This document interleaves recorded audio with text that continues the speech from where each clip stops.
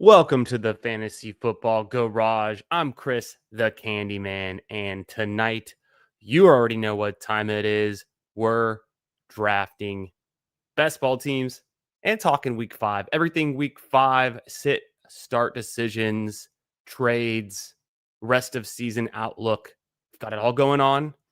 I've been crunching the numbers behind the scenes, been looking at the running back data weeks 1 through 4. I've got a lot of insights to share, some good stuff we can reference, look into, and figure out how to move forward after 4 weeks through the NFL season. Last night, Thursday night football. Wow. Fun game. Came down to the wire in overtime. The San Francisco 49ers defeat the Los Angeles Rams 26-23. It was kind of a field goals galore. It was a ton of field goals, but McCaffrey was looking like, his old self in the first quarter. We had none other than Jake Tongas catching a touchdown. Who could have seen that coming? Well, I've been saying it all week. The easiest thing to predict there. I didn't predict Kendrick Bourne going off. That was kind of uncalled for. Who could have seen that one? I mean, maybe it was obvious, the connection they mentioned on the broadcast with Mac Jones and Bourne going back to their New England days, having that connection. So that it actually makes sense, that little narrative there. Puka Nacua continues to dominate. Devontae Adams didn't do so bad. Kyron Williams with 2 receiving touchdowns. Man, the week that you think you should be stacking your Matt Stafford, double stacks with either Adams or Puka. No, it's the Kyron. Kyron catching the ball out of the backfield. Kyron has an elite scoring week for himself, puts up, huge numbers in that game. So Blake Corum had a fumble. I think that was pretty bad for him. I don't think he had another touch after that. So, and then Tutu Atwell getting open deep is something you'd love to see. Matthew Stafford putting up a day in fantasy. I think it was the most passing yards Matthew Stafford's had in a game since he won the Super Bowl, since that season. So big day for Stafford. Strong start to the year. Everything week 5. Lamar Jackson out. Bucky Irving out. And still a few players we're not sure about. Oh, Chuba Hubbard out. Dowdle in. So all of that and more. We'll talk through it. We'll look at some data. We'll answer your questions from the chat. If you're new to the channel, if you're watching this in the future, make sure you're subscribed. We're trying to hit 1,000 subs by the end of the NFL season. I think we can do it. We've had some good momentum. We've had a lot of good interaction. We're having fun here. It's all about having fun, the vibes, trying to learn a little bit more every day, get a little bit smarter. And I appreciate y'all for sticking around and getting after these NFL slates with me on the stream. So make sure you hit the like, make sure you're sub, come say what up in the chat. Later on, we're going to draft some Underdog, probably some primetime paloozas. I think that's what I've done the most looking into and I'm most excited about. But maybe we'll do some other drafts too. We'll see what you guys want to do. Let's kick it to the intro and get right into it. But overall, it's like the guy can ball. Like, actions speak louder than words.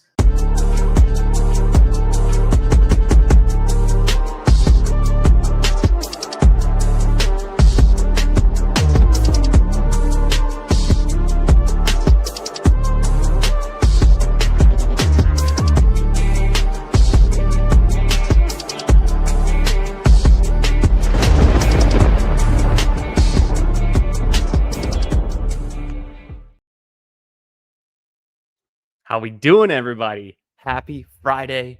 It's here, the weekend. There's college football. There's NFL football. There's even a little bit of golf at the Sanderson Farms Open.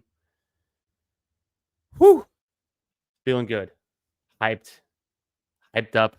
What's up, Tyler? Right on time. Yes, sir. You're here. Glad you could make it. Hope you're having a great week, my friend. We got Chris B in the chat. How we doing, dog? Great to see you. Thanks for being here. Hope your week wrapped up nicely. Looking forward to some good weekend plans. I'm going to the beach tomorrow. So thought I'd get a little stream in and maybe draft some teams. Head to the beach tomorrow, chill for the weekend. So could be a little bit of sun, a little bit of touching some sand for myself, for my weekend plans. What are you guys up to? We got Sharpman in the house. What's up, my dog? How we doing? Happy Friday, everyone. Of course, Anthony, best ball on call. How we doing, my guy? Good to see you. Yeah, Blake Corum is allergic to scoring fantasy points. And man, he hates the ball. He hates having the ball in his hands. That's what we learned. Bad for the Corum bags, but I didn't actually have too much Corum. I want to see some more Jarquez Hunter action. So let's get him in there. Huh? Right? Could be a signal. B Fred, how we doing, brother? Thanks for stopping in. Let's see what you got. Trade Lamar Jackson to get Dak Prescott and Tedroy McMillan. Without knowing any of their details, I'm going to say that's tough. Obviously, we're talking single quarterback, right? Because in Superflex, we're not trading Lamar. But Dak has been, I'm going to look at some data real quick. Dak's been on kind of a tear lately. He's putting up some numbers. What I'm going to do is I'm going to go to half-point scoring. I'm going to scroll down. We know Lamar Jackson's out, but my first inclination is to say I don't think we want to get rid of Lamar. You know, we're coming off of a high point for Dak this season against Green Bay. He's got a nice matchup against the New York Jets. Tedroy McMillan is a guy who is just on the cusp of breaking out. I mean, he's already top 9 in targets in the league right now. We just need to get a few more receptions and, you know, some reception touchdowns. So I think that's on the horizon. It's coming soon. He already had a 100-yard game in week 2. He's already had, multiple games, 4 games with 8 or more catches. So this is actually pretty close. The more I talk about it, the more I think I'd be interested in Dak and Tedroy McMillan. It really depends on your team need, what you got at your wide receiver spot, who else you're starting. I think this is close. First take, I don't want to trade Lamar. But on second thought, could Dak be decent? And is Tedroy McMillan a guy I want? Yes. So if you can tear down from Lamar to Dak and you really need a wide receiver like Tedroy McMillan, I think this is fair. Let me know in the chat what you guys think. And if this is full point per reception, I'm even more interested in targeting and going after Tedroy McMillan. Yo, LK, what's up, brother? He's got Caleb Williams on a bye. Yep, week 5. Purdy's hurt. Definitely hurt, and they've already played. My only option is Trevor Lawrence. You could do worse. In a super flex in my home league, I have Jake Browning in my super flex with Michael Penix on a bye. I have Baker Mayfield as my starting quarterback up top. But do I drop Jake Browning and pick up Spencer Rattler? That's where I'm at. So Trevor Lawrence seems fine to me. It is a tough matchup, a somewhat tough matchup going against. Here's what I'm going to do here. I'm going to pull up. Whoops, didn't mean to do that. I'm going to pull open some data. Did it again. That we can look into on that matchup. Well, that's no good. Okay, there we go. Let me get this. It's from Jake Seeley from The Athletic. We've got our, let me go to him. We've got our matchups, positional matchups every week.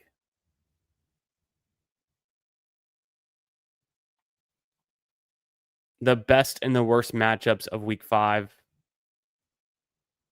Oh, where is it?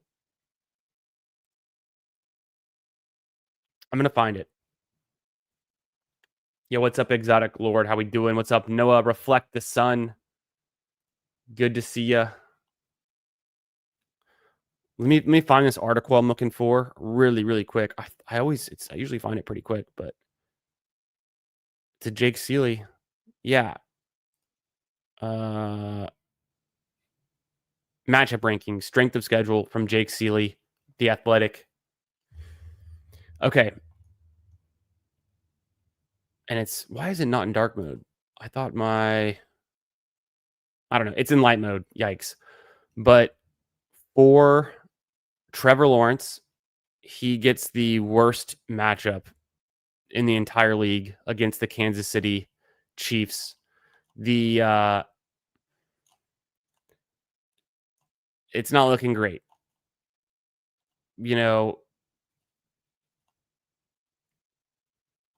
Adjusted points allowed is the metric that Jake Seeley uses. And this is about as bad as it gets. The league average would be 14.5. And the Jacksonville Jaguars matching up against the Kansas City Chiefs is a 9.3. So it can't get any lower than that. It's a -5 below average on the relative scoring for the adjusted points allowed. So that's not going to be great. And then for the wide receivers for Jacksonville, they're 26 out of 28 this week. So that's not great either. So that is a tough matchup. But now I wanted that article up. I meant to have it here because I'm going to be referencing it, I think, a few times tonight for these matchup questions. I accidentally closed out of it earlier. What do we got? Reflect the Sun. How we doing, brother? Can we get a Dak swing pass to Blue who takes it to the house this week? You're talking my language. You know exactly what I'm looking for. I will say I've had to kind of cope a little bit with how good Javonte Williams has been, the volume that he's getting, the coaching confidence they have in Javonte. And I'm not worried about all this FUD around Blue, that he doesn't know how to wear shoes, that he has blisters. Nonsense. Then Mac Jones was playing last night with a freaking broken knee and blisters. Come on. Noah Mitchell says Judkins or Brian Thomas Jr. rest of season. Give me Judkins. I'm in. Judkins has had 2 really solid weeks already. I'm scrolling through my list. Quinshon Judkins in week 4, he put up the 24th best running back fantasy score of the entire season in week 4. In week 3, let me scroll down a bit. In week 3, he put up the 46th best running back score on the entire season. If I go over to what Judkins is doing right now in my data, he's about, he's up there. He's averaging about 15 points a game right now. His highest score is 19.5 and a half point per reception. He's got 57 touches, 2 touchdowns, and essentially, only playing 2 full games. This is elite usage.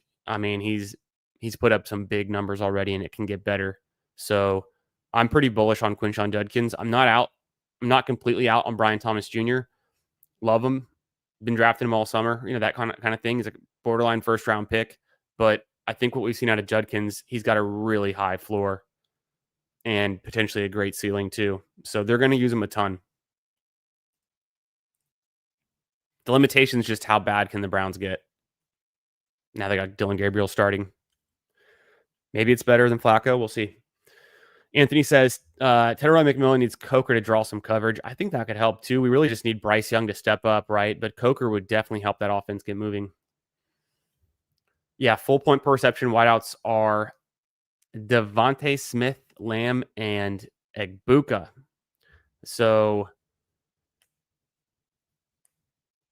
I think because you have Lamb out, getting T-Mac could be a nice piece going after Teteroy McMillan, and it is full point per reception, so that makes me feel even better about targeting him. So I'm gonna say I don't often advise to trade Lamar Jackson, but if you're in single QB and you have CeeDee Lamb out, let's go get Teteroy McMillan before he breaks out for real. Yeah, we'll see, right? With Lamar, hamstring's never good. Exotic Lord. We got Shadow is Wicked in here. How we doing, brother?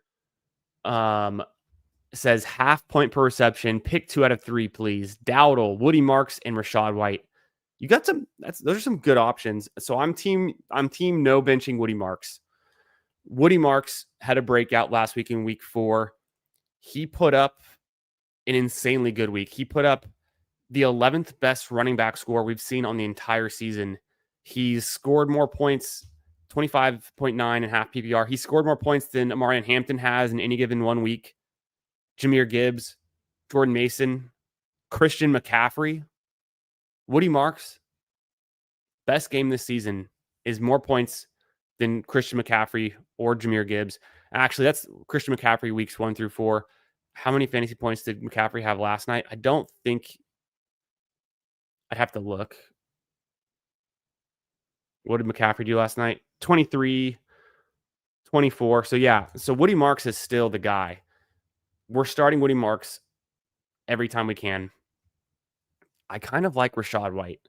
I'm going to make it because Dowdle's not bad, but let's look back at Jake Seeley's matchups this week for running backs. For the Panthers and Dowdle, they're going up against the Miami Dolphins. It's a pretty good matchup. It's the 13 out of 28 for adjusted points allowed. So, the matchup is ranked the 13th best for Dowdle this week. Compared to Rachaad White, who the coaches love. He's going to get a ton of work. And I think, he has that pass catching upside. You get the goal line upside. His matchup is a little bit more concerning, though. It's against the Seattle Seahawks. So it's the 17th ranked matchup. Because the Seahawks still have not allowed a rushing touchdown and they're a pretty stout defense, I think this is a good matchup. Could be a lower scoring game. I'm gonna do it. It's tough. I'm gonna slight lean to Dowdle, but I wouldn't. To me, it's very close with Rachaad White and Dowdle. But I'm gonna lean Dowdle there because I've seen a lot of coaching confidence from the Panthers side behind Dowdle all summer, all season. They brought him in for a reason. Miami Dolphins is a pretty fun matchup. How we doing? Jelly of the month. Hope you guys are having a great Friday night. Getting after the slate. Nice sit start questions on a Friday. Love it. Shadow says, if Bowers doesn't play, who should I go with? Jake Ferguson, Darren Waller, or Troy Franklin? My tight end is a flex with wide receiver. I do remember you saying that. That's pretty cool. I'm going to go with Jake Ferguson. Jake Ferguson is getting completely elite usage right now. Not only that, but it's going to be a good matchup. Let me scroll down to the tight ends. Huh. Let me refresh the page. The tight ends disappeared. There it is. Okay. The third best matchup of the week for tight ends is Dallas Cowboys versus the New York Jets. So we've seen teams have success through the air against the Jets. That's going to continue in this matchup, Dallas versus the Jets. So I'm going Ferguson. The usage has just been so elite lately. I mean, look at his last 3 weeks. He's had 12 targets, 9 receptions, 14 targets, 13 receptions, and 7 targets, 7 receptions, and half point per reception. He's put up at least 12 or more points in the last 3 weeks, especially with CeeDee Lamb out. He's a big underneath target, constantly for Dak. So I have him ahead of Waller for sure, and then definitely ahead of Franklin too.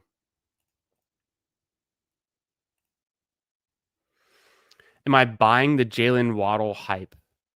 I think I want to. I think they're going to be forced to using him even more, targeting him even more. I think he can handle a wide receiver 1 duties. So, I think it's going to be him and Achane the rest of the way out. Waddle's been a little bit underwhelming so far, except for those touchdowns. He's had 2 touchdowns across the 4 games. A little bit underwhelming last week. Let's have some confidence in Waddle, but the Dolphins are not an incredibly exciting team to be a part of, and then losing Tyreek Hill, they're only getting worse. But yeah, I'm in on Waddle. I think he can put some numbers up. They're gonna have to use him, right? How we doing, Jamie? Happy Friday, my dude. Jelly says a 4-point passing touchdown. Knicks or Darnold? Now favored after 28 points from Kyron. Hell yeah, brother. Congrats on the Kyron start. Good showing there. So according to the Jake Seeley quarterback matchups, he's got Knicks with the Broncos, right? They're playing Philadelphia. It's a pretty bad matchup. That's the 25th out of 28 ranked matchups for this week, according to adjusted points allowed. So that's pretty bad for Nix. And Nix is getting bailed out a little bit. I think he's been underwhelming. He does have some rushing upside, so that's kind of interesting. But then Darnold getting a matchup this week where the Seahawks are playing Tampa Bay. I think it's the 18th out of 28th ranked. I think it's still kind of a better situation. And Darnold's been balling out. Darnold's been sneaky good, explosive, big plays. JSN's a nice target for him. Cooper Kupp could have a breakout game any day. Torrey Horton looking good. So I have more confidence right now in Seattle's passing game than Denver's. I would say go Darnold. Yo, Jamie Anthony says you could possibly start Ferguson over Bowers regardless. It sounds crazy. It's not that crazy because the elite usage Ferguson is getting. And if Bowers is just continuing to play injured, we've kind of seen some diminished results, right? So hopefully he gets better soon. But yeah, this is also true. Jamie wants to know who I would start this week, Dowdle or Carter.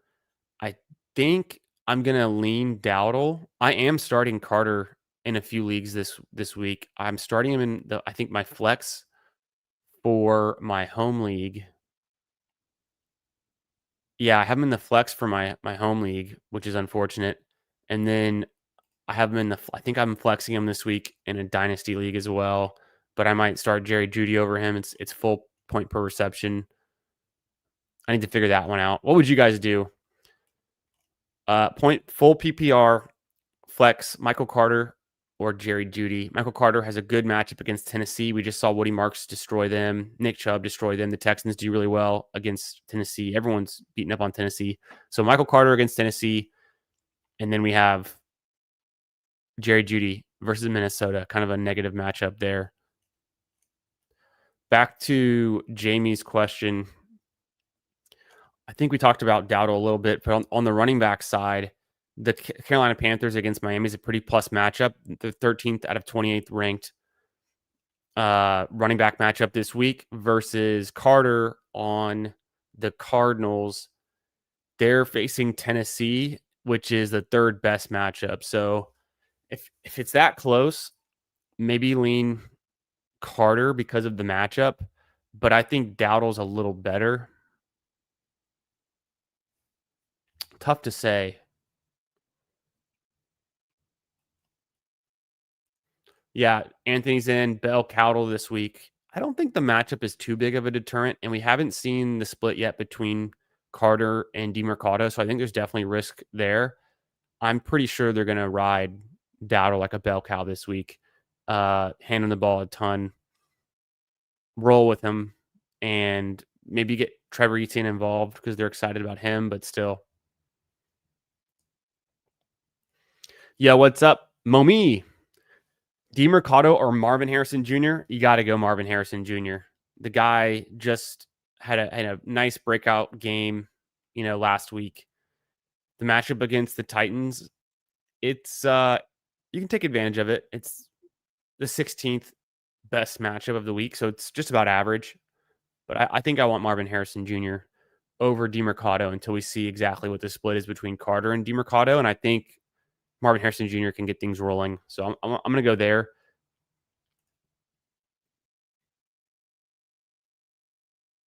Hell yeah.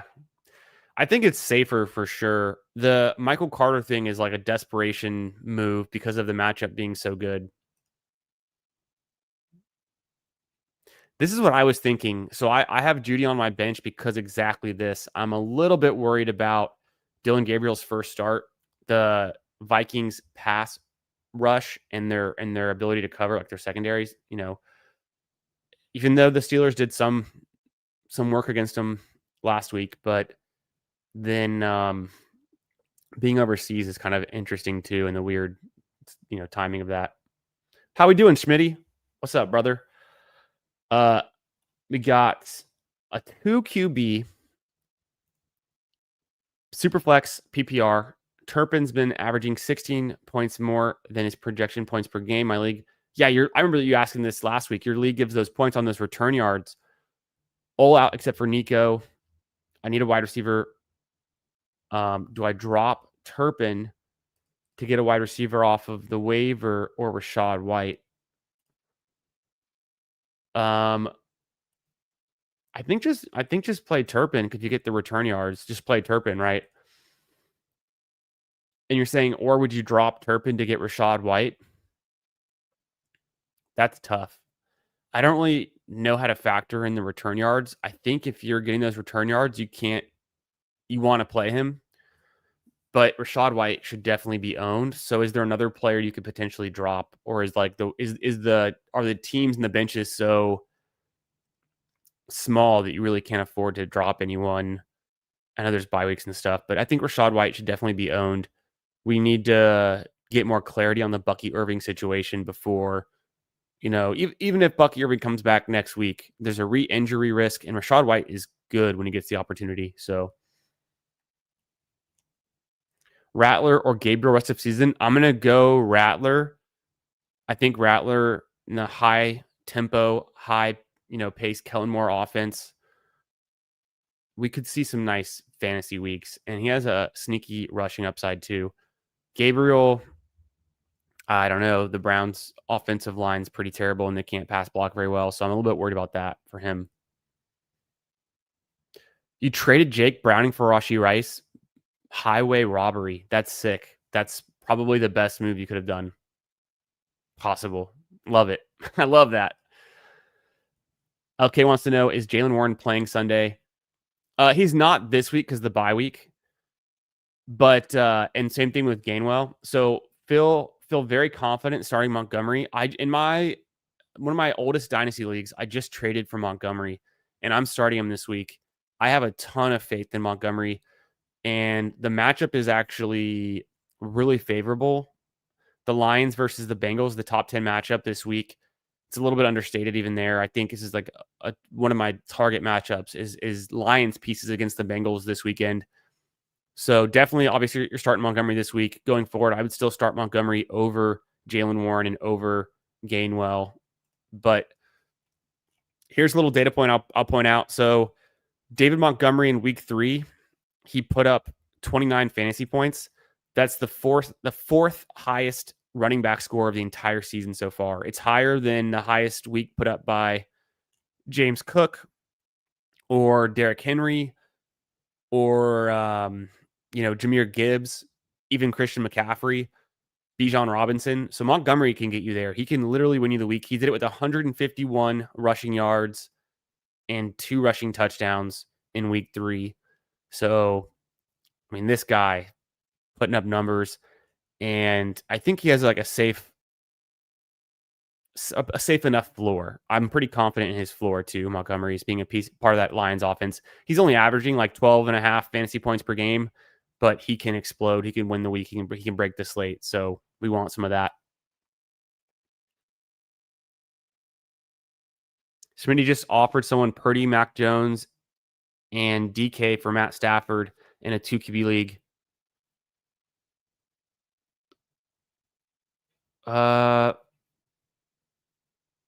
If you feel like rolling with Stafford in the hot hand and you like the fact that he's got, Devontae Adams upgraded receiving group and Tutu Atwell doing well, I think this is fine. Getting rid of Purdy and Mac Jones and DK, as long as you have the depth to replace DK as like a flex option or something, I think it's fine. I'm a little worried about Purdy going forward as a re-injury risk with the shoulder and the toe. So, but at this point, I think, Stafford over Purdy straight up, I think we're there. With all the injuries to the 49ers too and their pass catchers. Oh, Turpin's out this week. I forgot about that. Yeah, sorry. I forgot about that. He is out with the injury. So if you drop him, someone's going to pick him up, no doubt, if they recognize how good he's been. So I think he's kind of undroppable for you. But who are you flexing or who are you starting over him this week because he's out? And then, like you said, is there anyone else you could drop for Rachaad White? How we doing? Slapsky, what's up, brother? Anthony says, Tough to drop Turpin in return yards league. That's what I'm thinking. He's kind of undroppable, right? Old school football plays. Yo, what up? 12-man redraft, half point, 2 flex. I got you.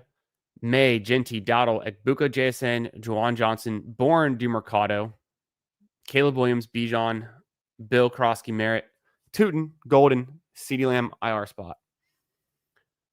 Traded a Dunze for Paul and Pollard for Bijan. Yeah. Yeah, I want the best player. I want Bijan. Odunze's worth a lot, but Pollard's not worth very much. So I like this. It's essentially, in my mind, this is Odunze for Bijan, and you're getting Bijan because Pollard is not even registering on the Richter scale right now. Unfortunately. Yeah, no IR spot. Is Turpin on IR though, or is it some other player because of the CD situation, right? Yeah, sorry, my bad. I don't have I did see Turpin was out, but I don't keep close tabs on Turpin. He's not really as relevant in a lot of my leagues. In the leagues that he is relevant, they're the Dynasty Best Ball leagues, and so he's already owned anyways. Someone dropped Rashid Shaheed. Should I drop Torrey Horton for him? The answer is yes. And I love Torrey Horton, but Rashid Shaheed should not be on your waivers. He needs to be owned.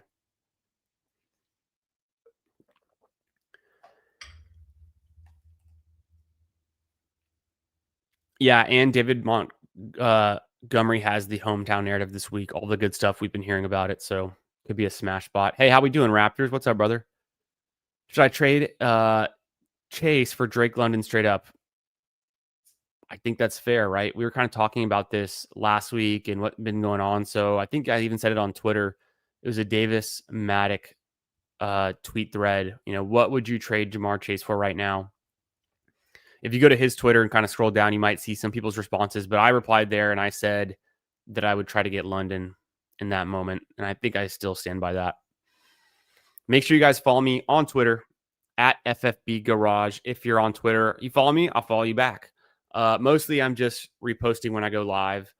And so then you'll know. Also, other great people in the fantasy football community that I'm close with, I'll repost their good stuff and any smart research or articles I see from all of the great sources out there. So follow me on Twitter and make sure you hit like on the stream. Let's get those likes up. Apparently it's good for the algorithm. And I'm going to be live for a bit tonight. So if you haven't already liked it, come on, let's do it. I'm going to be live for a while, answering questions, drafting some teams. And then tomorrow I'm going to the beach, like I said. So I'm going to the beach tomorrow. I'm excited. What are you guys up to this weekend? Let me know in the chat if you got any big plans. If you're just chilling, watching some college football and some NFL, equally as good.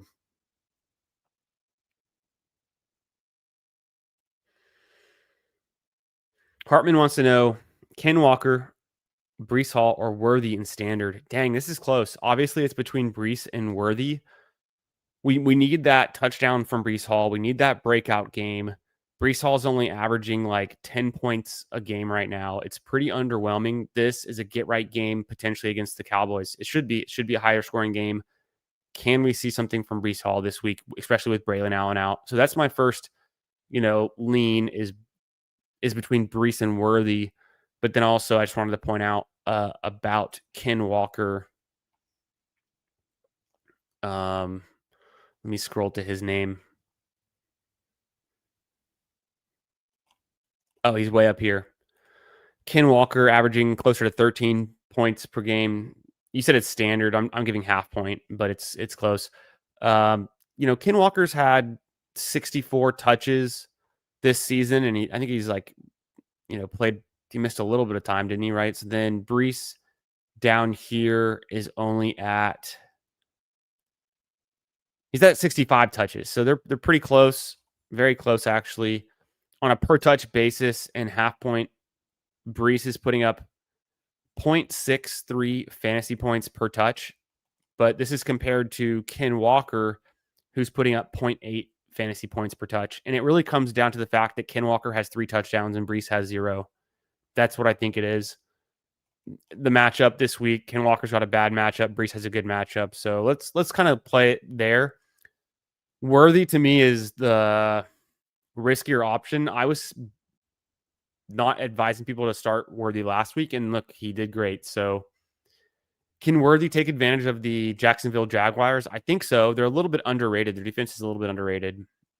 And I mean, you know that. We've been starting the Jacksonville Jaguars defense in our FFPC Big Gorilla team that you and I co-manage. So I still think Mahomes can get it done. In standard, I might hope that it's Brees, but it might be Worthy. What do you think? I know it's probably really close for you, but if I had to rank them, I'm going to slight tie break. I'm going to go Brees, Worthy, Walker. Yo, what's up, Who Hames? How we doing, brother? And if you guys didn't catch it, Who Hames and Hartman and I went live on Wednesday night and we talked for hours. Sit start questions, rest of season rankings. We drafted an underdog dog bowl team, a battle royale team, and we talked some ball. So make sure you guys are subscribed to Who Hames and Hartman's channels as well. We're going to be going live weekly on Wednesdays, doing our look ahead and drafting some battle royale teams. We got Galaxy in here. How we doing, brother? Schmitty says his team is Hendo, Monty, Marks. Okay, I love that. I like those three. I think Henderson's about to break out too. I think we're on the we've seen Ramondre trending down. I think we're about to see Henderson trending up, and he had that touchdown last week. So it's been a while since Mondre had a big game in week 1.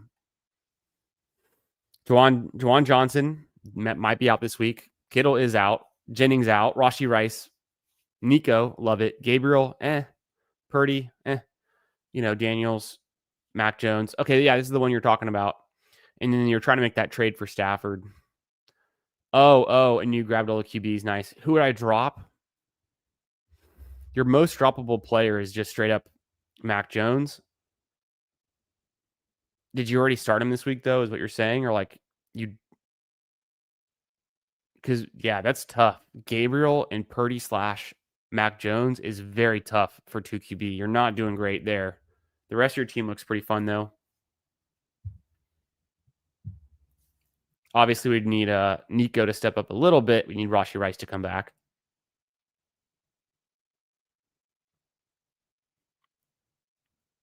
If you didn't start Mac Jones, I would just drop him.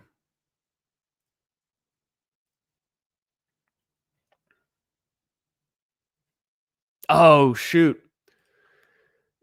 Don't forget to set ranks, Hartman. We got to swap Lamar Jackson in our dog bowl we drafted on Wednesday. Who Hames is right. Weren't we between Baker, Mayfield, and who else was the other one? I forget who our stacks were. I've already forgotten. Hartman, you got to post that team on Twitter so we can watch it. Okay is saying instead of going Trevor, and yeah, you should avoid Trevor. Do I go Tua, Dart, or Darnold? I'm leaning Dart. I think so too because of the rushing upside, the excitement. But based on the quarterback matchups, the best matchup is going to be for Tua against Carolina. That's a pretty big plus matchup. And losing Tyreek Hill sucks, but he still has Devin Achane. He still got Waddle. Darren Waller all of a sudden is a red zone threat. So Tua is not a terrible option. It's definitely better than Trevor Lawrence this week. But Dart and Darnold, I don't hate those guys either, right? I was talking about Darnold earlier. He's playing Tampa Bay Bucks. It's a slightly negative matchup, the 18th out of 28 this week. And then Dart actually is the 12th best matchup going up against the Saints. So I think I would just go ahead and rank it. Let me look at this actually, because I need to look up Dart and exactly what he did in his start. I'm going to look it up like stats wise. Yeah, he sucks at passing so far, but the rushing is undeniable. So until further notice, we're going Dart. And then I would rank probably Tua and Darnold pretty close behind. And then Trevor Lawrence behind all of them. Galaxy says he's 3-0. Nice. I don't know how you went 3-0. Maybe you're 4-0. 13 team league. I also don't understand 13, but I'll give it to you. The roster is Nix, Jonathan Taylor, nice. K9, Bill, Tootin, Michael Carter, Lamb, obviously out. Adunze, nice. Lad, need him to step up. Worthy, nice. Addison, nice. Mooney, we need him healthy and, playing everything. Jay McMillan, I'm not sure who Jay McMillan is, and unless you mean Tet, Arroyo McMillan. Goddard, Hawkinson, make moves to bolster a certain position or hang tight. I mean, it seems like you're winning. Seems like you're doing good. So I like what you got at running back. Your receivers, I think I'm good there too. And I think you're good all around. Nix is your weakest player. So if you could potentially upgrade over Nix, I think I would try to do that. And, maybe you can sell high on someone who is really wanting Michael Carter, or I don't know. I'm not exactly sure, but you might want to upgrade QB a little bit. Yeah, Baker. If not, have Dart second. Sound good. Yeah, I like that. Baker and Dart for us for our dog bowl, and has Rashad White. Yeah, I like Rashad White. I wouldn't drop him, but if you have to start a receiver, I think I'm saying, can you drop Mac Jones? Oh, appreciate that, my man. Thanks for the nice shout out. The shorts, I'm putting out the shorts. It's I'll scroll through the live stream and try to find some interesting conversations we had, any interesting questions that plays well into a short, and then I throw those out there. And I want it to be actionable and like insightful and sometimes fun. And then the second reason for doing it is I think it helps people discover the channel and maybe discover the live stream too. And so I don't know for a fact, but I think if there's a short right now and someone stumbles into it and they watch it, it indicates to them that I'm also live right now. So I think there's some synergy there, which can be kind of cool just for growing the channel and getting more people in here engaging and, all that good stuff. Yeah. No, it's funny, Hartman. I remember you asking this sit start maybe last week or the week before, and it was between Brees and Ken Walker. I forget what I've been advising you to do. I've probably been leaning Ken Walker, which would be good. He's been better, but I'm a little bit Brees this week. It was Baker or Tua because didn't we have Godwin? And did we have Waddle? I don't remember the team at all. Oh, we took Waller last round. We did? Right, with Waller. Dude, I cannot remember this team, which is hilarious. We just drafted it, but Hartman, post that team on Twitter so we can follow it. Okay, you didn't start him. It's Rattler and Daniels this week. Oh, I see what you're saying. I would drop Mac Jones then.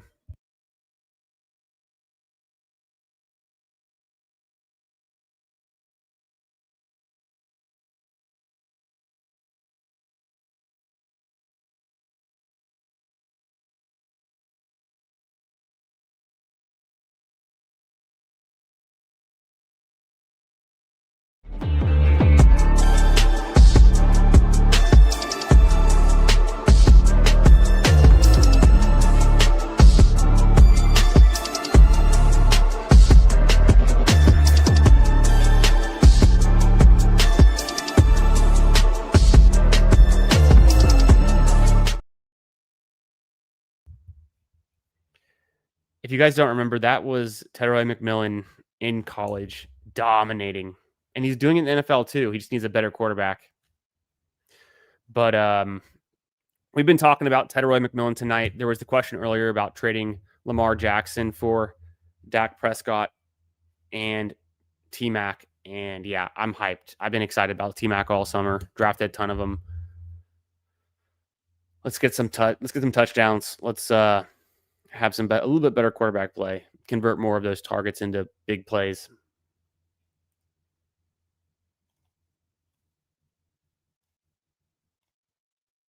Yo, what's up? Hakuna Matata.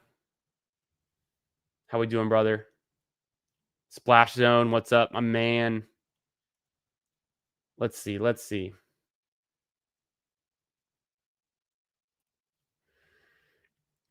Yeah, I'm fine with Baker or Tua. I mean, Tua has that good matchup, like I was just saying. But Tua with Waller seems fine. I guess if Waller puts up numbers, it's going to be Tua related. But then Baker, we have, it's kind of the same thing. Hakuna Matata says, I got a trade proposal. I send Woody Marks and get JSN. Sorry. Hakuna Matata says, I I send Woody Marks and JSN to get JT. I also have Brees and Christian McCaffrey. My other receivers are AJ Brown, Flowers, Olave, and Pearsall. Thoughts? I honestly think if you can get Jonathan Taylor, you should do it. I think it's pretty close though, because Woody Marks just had, like I was saying earlier, literally Woody Marks had the 11th best running back performance of the entire season in week 4. But Jonathan Taylor has had the number 2 overall running back score with a 31-point week in week 3, and the number 6 overall with a 29-point week 2. So it's not just Jonathan Taylor we're talking about. Can Woody Marks be good the rest of the season? Yes. Did we maybe just see Woody Marks' best game of the season? It's entirely possible. Is Jonathan Taylor going to continue to smash? Yeah, almost certainly. I think Jonathan Taylor's one of those elite players in fantasy this year. You're going to want him. Giving up JSN is a nice piece too, but imagine having Jonathan Taylor and Christian McCaffrey on a team. It doesn't get much better than that. You'll be fine with AJ Brown and Flowers and Olave. Pearsall comes back healthy, you'll be good there too. So I think you're just fine. I think you can handle missing JSN. I want JT. I want the best player in the trade. Tua is lower owned, and it's a good matchup, right?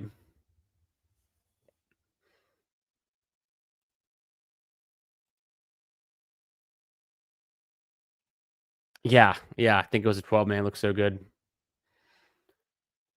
Would you pick Would you pick up Luke McCaffrey or Jalen Tolbert off waivers to start? I don't think so. I think Luke McCaffrey's a long shot. That's pretty tough. And then Jalen Tolbert's a fine spot start flex in a full point per reception, but I'm not excited about him. If you can flex him, I'd rather have Rashad White.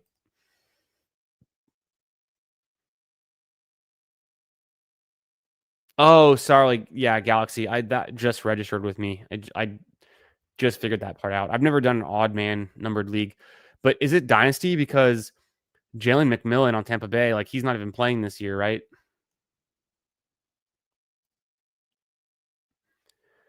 Like Dart, but Tua didn't crack 200 yards against the Jets. True. And I know Achan was cooking, so I don't know if we're stick to running with Achan and or Ollie. If they, yeah,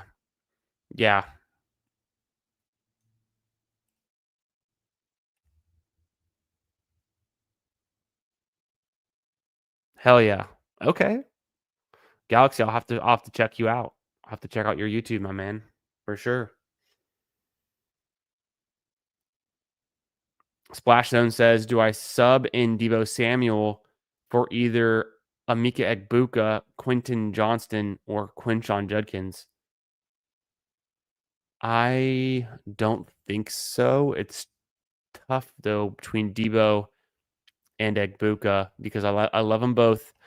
For the wide receivers this week, according to Jake Seeley of The Athletic, his adjusted points, his APA, his adjusted points allowed rankings for the wide receivers, Tampa Bay has the 6th best matchup against Seattle, and that's pretty good for Amika Egbuka. Debo Samuel, on the other hand, he has the 27th best, aka the second worst matchup against the Chargers for the wide receiver group. So I still think, Debo is special and they can use him in a lot of different ways, and he's getting the touches and rushing attempts and the touchdowns. So Let's just roll with the guys you got. I think Quentin Johnston and Quinshon Judkins are must starts. And then Egbuka and Debo, you have two great options. Let's just go with Egbuka this week because of the matchup. And then yeah, Galaxy, are you doing what kind of content are you doing, brother? Are you doing like fantasy picks or like betting picks? Based on the picker's name, that's kind of my lean that I was thinking, but I'll have to check it out. Fifth start, McNichols or Pacheco in touchdown only. Damn, son. Give me Pacheco. Pacheco might have more value in touchdown only than other formats at this point. LK wants to know Ridley, Ayo Manor, or Henderson for flex. Oh, brother, gotta be Henderson. Gotta be Henderson. We're until further notice, we're avoiding the Tennessee Titans. They just got shut out against one of the better defenses, the Texans, of course, but we're gonna avoid the Titans for now. It might be Hendo's season. I think Henderson's doing this, and Ramondre's doing this. Like two ships passing in the night. It's going to be Henderson from here on out. And a little insight for you. So in the primetime Palooza slate, where you can draft between it was the Rams, the Niners, the game in London, Vikings and Browns, and then the Bills and the Patriots. The ADP there, the average draft position was putting Henderson well above Ramondre consistently, and now it still is for the other primetime Palooza slate, which is New England, at Buffalo, and then we have the Chiefs at Jacksonville, and Henderson still is going higher than Ramondre and relatively high overall. Like he's being appreciated by the market is what I'm saying. So let's go Henderson.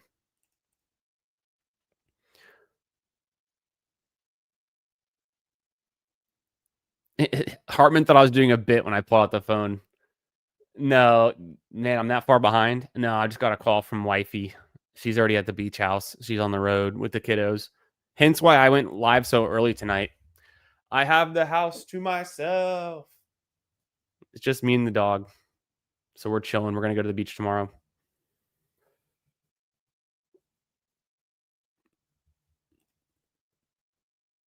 Yeah. Yeah. For your start sits, it's 1-800-garage. Hit me up on my cell phone. I got two phones. Used to call me on my cell phone. 1-800-garage. Let me start you up. I like that. That might be my new slogan. Rolling Stones wait music. Hell yeah. Anthony knows best. We're a Stones stream here. If you're more of a Beatles kind of guy, respect, but we're a Stones stream. If you get JT, then you have arguably the best running back, the RB1 and RB2 overall. That's what I was thinking too, is like corner the market on the best running backs and then have everyone else in your league just be jealous of your team. It's kind of what I'm thinking.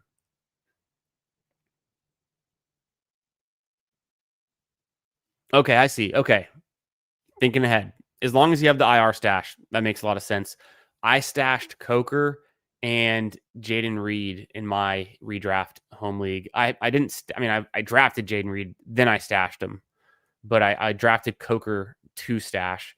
I was trying to get Ayuk. So I guess what you're saying is like McMillan, a similar thing to Ayuk. Hey, threw a sub to Pickers. Love it. The garage community helping each other out. Love to see it. Yes, this is true. If your initials are QJ this week, you must start. Or if your initials are WM, Woody Marks. His first name is like Quintavious or something. I just see Woody all the time. I don't even know. It's like I saw his name once or twice. Mark's actual first name, and it's pretty funny that he would be like, "No, call me Woody. It's easier." We'll have to get the background on that. Why does Jacory go by Bill? We all learned that week 1, going into week 1. Why does Woody Marks go by Woody? Is he a big Toy Story fan? Could make sense. It's like buying stuff picks. Okay, okay. Like picking. Who aims got you? There we go. Galaxy Picker says we do yard sales, estate sales, and thrifting. We focus on old vintage watches, video games, etc. Kind of like American Pickers. Hell yeah, that actually sounds sick. I love that. I mean, everyone loves that kind of stuff. I mean, I was already going to check it out, but now I'm actually really excited that it's something completely different that I wasn't expecting. That's pretty cool. Yes.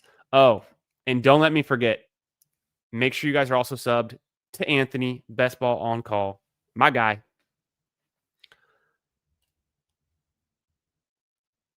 Drippy Taco, what's up, brother? Trade proposal in a PPR league, trading away Genty for Wilson. What? Best players on my team are London, Bijan, Walker Waddle, Woody Marks, Myers, Bucky, and McLaurin. Okay. I see why you might need a receiver because McLaurin's out, but you're good at receiver with London, with Waddle, with Myers. Is Garrett Wilson an upgrade over London? They're pretty close. He's a slight upgrade over Waddle, I think. He's definitely an upgrade over Waddle. He's an upgrade over Myers. I wouldn't be trying to trade Genty. We just saw his best game, and on the season, that performance by Genty was the best running back performance we've seen. He put up 32.5 fantasy points in week 4. That's better than Jonathan Taylor's 31 in week 3 and Josh Jacobs 30 in week 4. Week 4 was pretty insane for running back scoring. I don't want to get rid of Genty. He finally got the 3 touchdowns, in that game that put it all together. Genty has one of the highest ceilings of any player in fantasy. I truly believe that. We just saw it, and it's time. So I get Garrett Wilson, and he is good, but he's playing with Justin Fields, and they don't throw the ball a whole lot. If I could, I would try to trade Kenneth Walker and not Genty and try to get a receiver. And if you have to do Walker plus Myers or Walker plus McLaurin or Walker plus Waddle, do that. But if you can start Bijan and Genty and then one of Woody Marks or Bucky in your flex most weeks, that to me sounds really nice. But I get what you're saying. You kind of have so many good running back options. I think I would try to get rid of Walker or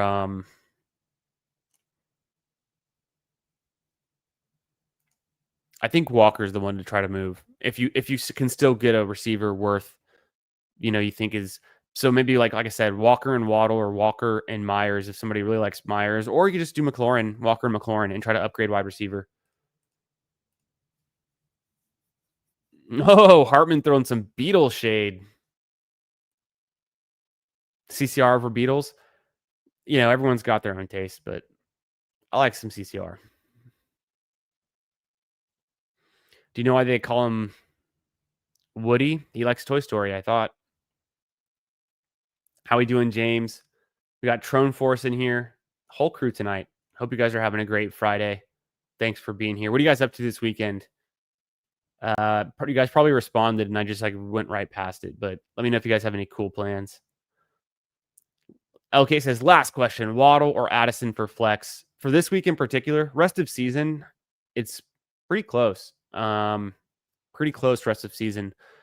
I'm not sure. I haven't really formulated that. But just for this week, for the wide receivers, it's going to be, Miami playing Carolina is about middle of the road for wide receiver matchup. For Addison, it's actually a pretty bad matchup against the Cleveland Browns. They have a really good defense, a really good pass rush, and it's a weird time zone game. I think I'm going to lean Waddle, especially with the matchup against Carolina and maybe some elevated targets with Tyreek out. So let's do Waddle this week. I love Addison though. James wants to know Drake May or Geno Smith this week. I think we're rolling with Drake May, and I feel pretty confident about that. I think the game against the Bills can be high scoring. It's a slight negative matchup against Buffalo's defense for quarterbacks, but I think it can be a high scoring game and a fun one. So let's get a piece of that. Plus, we know Drake May can get it done on the ground, so he doesn't have to do it all with his arm. The flip side of that, Geno Smith has a pretty plus matchup against the Colts. Ashton Genty's starting to take off. Maybe Brock Bowers is feeling right. So let's go Drake May. I think Drake May's been consistently scoring pretty well. And yeah, I think Geno has a lower floor. Geno's had one great week, one good week, two bad weeks. And essentially, Drake May's had all good weeks and two great weeks. So got to go Drake May there, even with the matchup being a little bit worse. I think it'll still be a fun game. And Drippy's saying, yeah, 2 receivers and RBs and 1 flex. Yeah, I can't trade Genty. I'm too excited. I mean, try to trade this guy, Ashton Genty.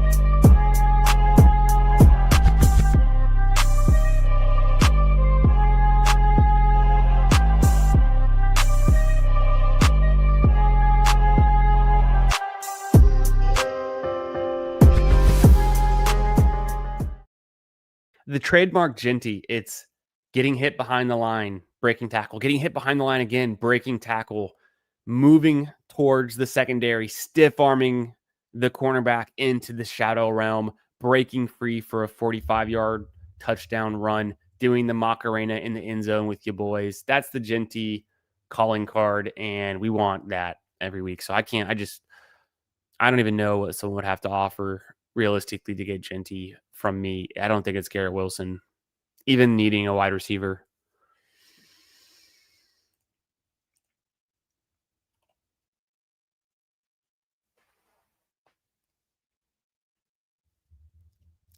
Lost Tyreek Hill, need wide receivers, just traded Wan'Dale Robinson and Bill for Olave and Devontae Smith.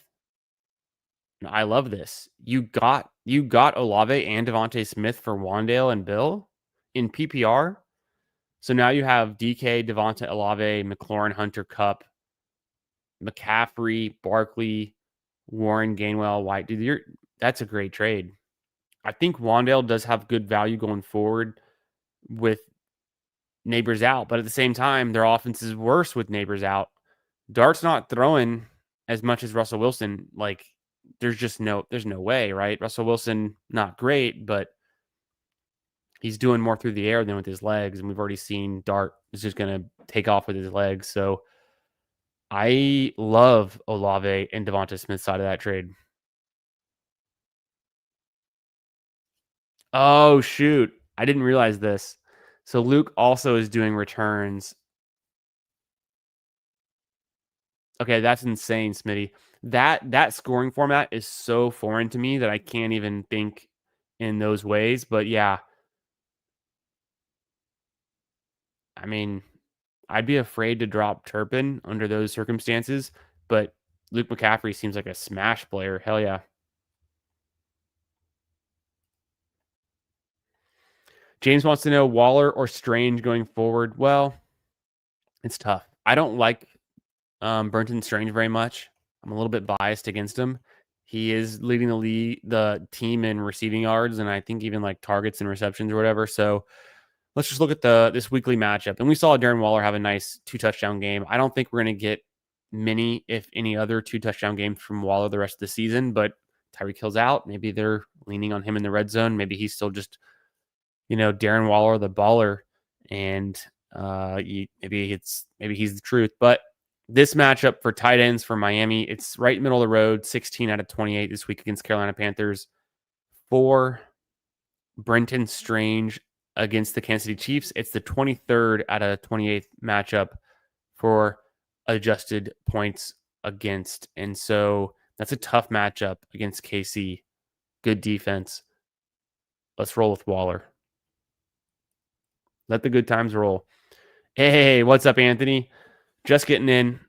How we doing? Hope you're having a great Friday, man. I'm doing great. One flex, Tootin or Hollywood. It's a mess. No, you have, honestly, this is deep. This goes deep. We had some good options. One thing I'm going to talk about for Tootin is fantasy points per touch. Bashal Tootin and he's only touched the ball 24 times, but he's got 2 touchdowns. He had a week where he scored 14.5 fantasy points and half point per reception. He's averaging 1.1 fantasy points per touch. So imagine he gets a 10 or 12 touch game. He's gonna get close to 10 or 12 points. In context, with knowing that, small sample size, 24 touches, sure. But somebody else who has, this range of a 1.1 fantasy points per touch, we're talking about Woody Marks is right there, 1.11 fantasy points per touch. 1.0 is David Montgomery. Obviously a bigger sample size for Montgomery. He has 49 touches. Devon Achane, 0.96 fantasy points per touch, although he has 69 touches, a lot more. Bijan Robinson, 0.97 fantasy points per touch. He's got 82 touches, so a much larger sample size, but this is the range of fantasy points per touch we're talking about. You'd have to find someone like there's like another player who has a similar amount of touches to Bashal Tootin. He's got 24.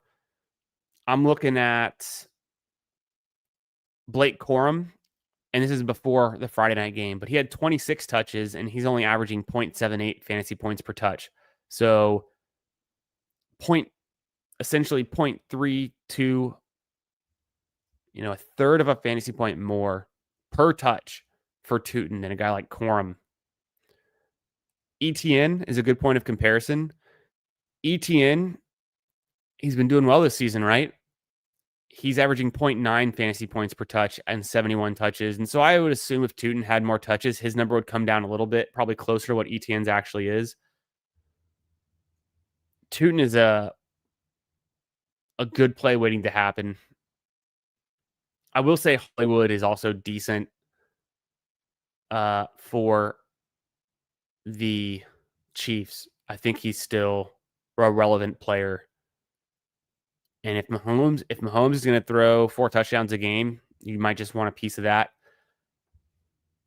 I might be it's a tough matchup for Tootin against the Chiefs, and so I might be a slightly into Hollywood because of that. But I'm excited about Tootin. And would I be surprised if he breaks out in a Woody Marks-esque way one of these days soon? I would not be that surprised. ETN's been holding it down pretty nicely, though. Appreciate you being here, guys. Make sure you like the stream. If you're watching this, if you're new and you haven't subbed yet, subscribe to the channel. Get in here. Say what up in the chat. Let me know if you got any sit-start questions, rest of season, or trade questions. We're getting through it all.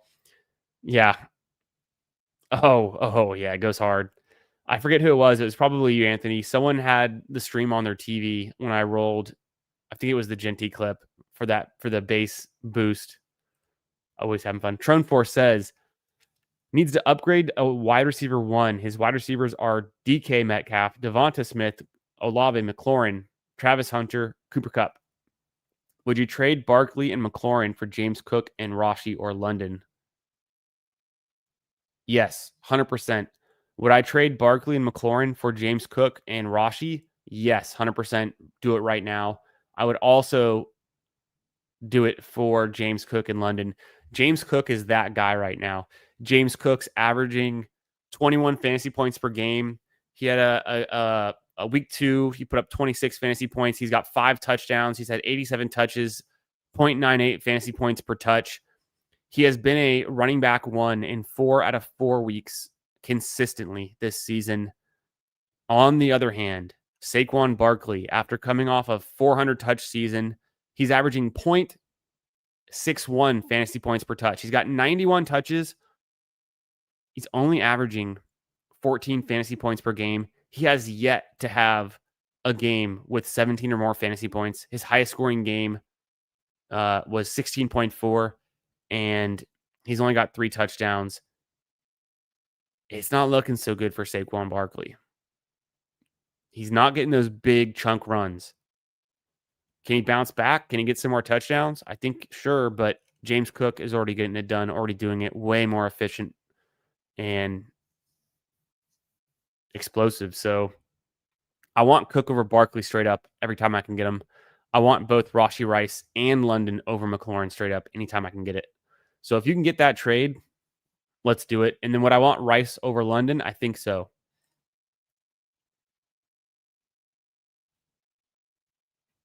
Damn, son. You traded your Javonte Williams, upgraded for a Genty and a Myers. That is sick. I'm actually really jealous about that. I wish I had Javonte just so I could trade him for something like that. You know, in his own respects, though, Javonte Williams, he's been one of the best running backs to start the season. He's averaging 17 fantasy points per game. He put up 22 points in week 3. He's averaging 0.87 fantasy points per touch. He's had 79 touches, 4 touchdowns. He's been a running back 1, 3 out of 4 weeks. But he's maybe moving, and he still has the faith of the team. He's maybe had some good matchups, a lot of shootouts. Genty's averaging 0.74 fantasy points per touch, a little bit less, but it's close. 75 touches so far. He's had some bad matchups. He's only averaging 14 points per game, but he had a 32.5 fantasy point week 4, the highest scoring output of the entire season. So I think Genty's going to continue to up and up and up. There's no arguing, though, that Dallas has had a good offense and a lot of high-scoring games. So, but I love that trade. We got Philly Mike OG in here. We got Matt C in here. How we doing, my guys? Anthony says, opinions on his trade for Superflex Dynasty. All right, put our Dynasty hat on. A.J. Brown and Chase Brown for Sutton, DeAndre Swift, and a 26th first in PPR. Yeah, I like this. This is a good move. First off, you're getting a first-round pick. Those are gold in fantasy, so in Dynasty. So I'm really excited about getting that first-rounder. That's worth a lot. A.J. Brown, he's great. The Eagles aren't passing a whole lot. You know, Sutton and him are, their value's kind of closer than it should be. A.J. Brown, obviously worth more, but Sutton, not a big drop down realistically in fantasy production week to week right now. And expected going forward. Chase Brown, maybe next year when Joe Burrow's back and they upgrade their offensive line as best they can, he's back to a nice fantasy role, but who knows? DeAndre Swift, not the most excited about. I think Swift is a fine volume-based piece, but Chase Brown is a terrible volume-based piece right now. So it's definitely an upgrade over Brown in this current season. And Swift has been hanging around the league for a long time. People are going to give him opportunities, I think, regardless of how bad the fantasy community thinks he is. So I think this is a good trade for you getting that first. I like it.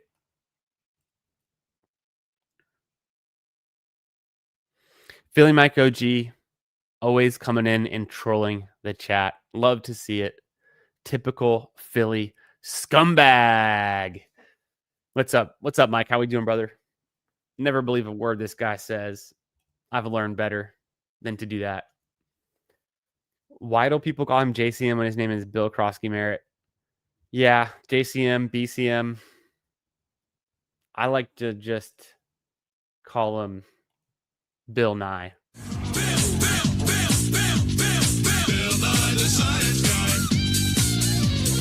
Science. Matt C. Hey, man. How we doing? Hope you're having a great Friday. Thanks for stopping in. What do we got here? half point redraft. Just got offered Addison for Rashad White. Do you take Jordan Addison? That's kind of tough. That's kind of tough because we don't know how severe Bucky's injury is. Let's go on the lighter side. Let's assume it's not that bad.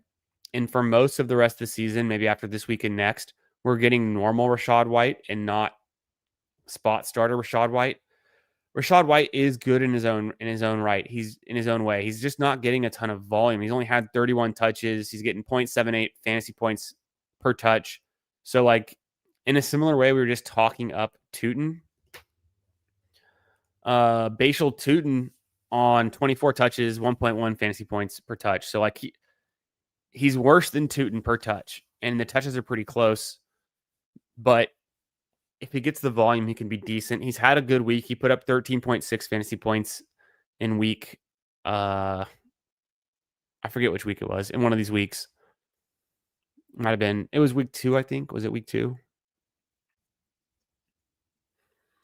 I want Addison. Addison just went off for over 100 yards in his first game back. The dude's a stud. Is Carson Wentz better at throwing the ball than JJ McCarthy right now? Maybe, but I wouldn't worry too much about that. I want Addison. Unless we find out the Bucky's like going to IR, that might start to tilt towards Rashad White, but I still think Addison. Stream Goddard over Hawkinson this week. Both seem to be touchdown or bust. Yes, and Goddard's one of the guys who has like the most fantasy points above expected right now. Not that that's a bad thing. For tight ends, the Eagles matchup against the Denver Broncos is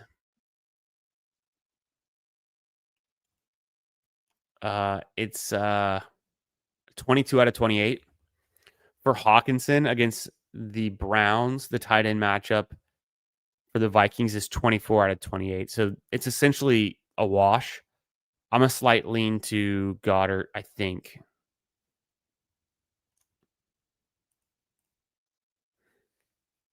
Hey, thanks, Anthony. Appreciate you being here. We're building a good community. We got a lot of sharp people in the chat. Really sharp guys. I'm lucky, to do some drafts with, hang out with, stream with, and all the guys in the chat too who are just giving us their input, letting us know what they have going on in their drafts. The whole point of the channel is to have fun, good, positive vibes, build a little community, and try to learn something new every day, get a little bit better every day towards fantasy football. So that's the goal. I think we're on our way. Yeah, appreciate you, Drippy. Have a great Friday.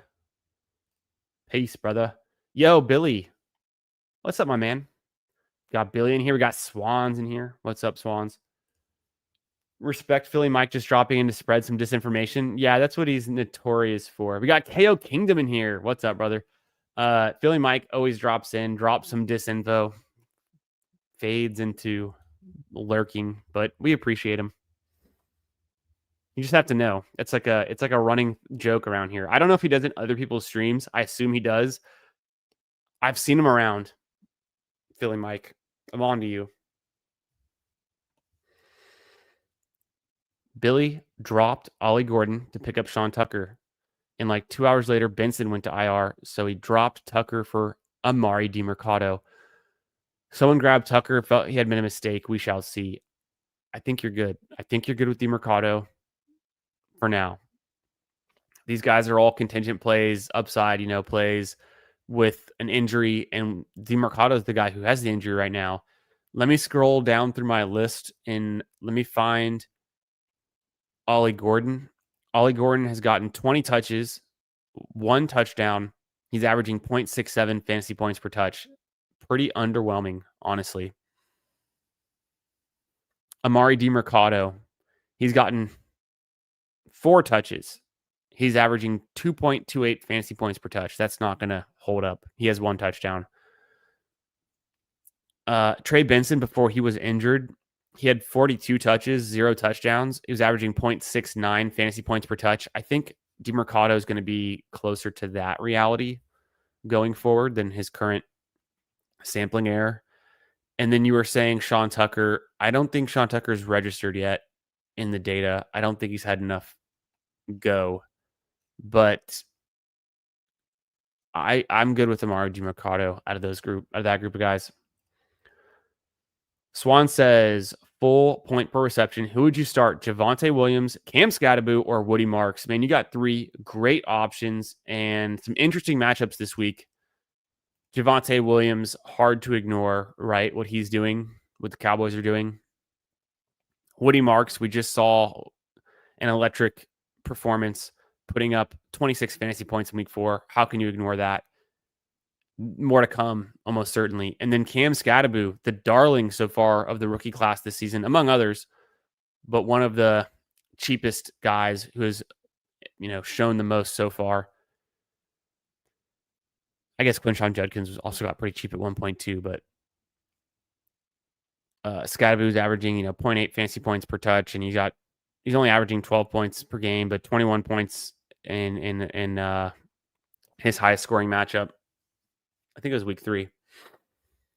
Let's go just to the matchups because this is actually very close. I mean, if you only can start one of these guys, this is tough because you must have 2 great options as your RB1 and 2 or your other flex. I was kind of saying I have this thesis going forward, like Woody Marks is a must start player, but you've got Javonte and Cam Scatterboo, and so in full PPR, Cam Scatterboo and Woody Marks also very good options. The matchups this week, the Texans have the number 1 matchup against the Baltimore Ravens defense for adjusted points allowed by the defenses. So slight lean to the Texans. Dallas is number 6 against the Jets. And the Giants are number 12 against New Orleans. So these are all plus matchups. This is tough, man. What do you guys think in the chat? Would you rather start in full PPR Javonte Williams, Cam Scatterboo, or Woody Marks in week 5? We got Woody Marks against the Ravens, a great matchup. Javonte Williams against the New York Jets, another good matchup. And then the New York Giants against the Saints, 3 potentially good matchups. I think if you had to pick one, I'm slightly very excited about Woody Marks and wanting to lean that direction. So I might say that, but I wouldn't be surprised, if you went Javonte just because of the consistency that he's shown. What do you guys think in the chat? How we doing, Binking? What's up, brother?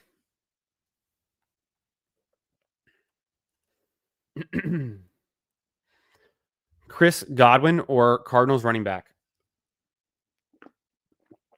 Give me Chris Godwin. I think I want Chris Godwin, especially if it's PPR. Are the Tennessee Titans a dream matchup for, fantasy? Yeah, they're a pretty good matchup. But is it going to be DeMercado? Is it going to be Michael Carter? Is it going to be neither of them? Are they both not going to produce enough points to matter? Like, to be determined, I think. So let's see Chris Godwin do more than nothing with 10 targets this week. At the same time, Godwin is going up against the Seahawks. That's actually a plus matchup for receivers. So the 6th best matchup for receivers out of the 28 games or 28 teams matchups. I'm gonna go Godwin.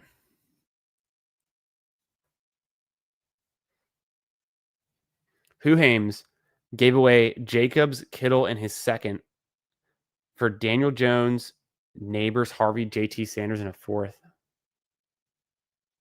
I mean, if you're getting Neighbors, this is a great deal. So,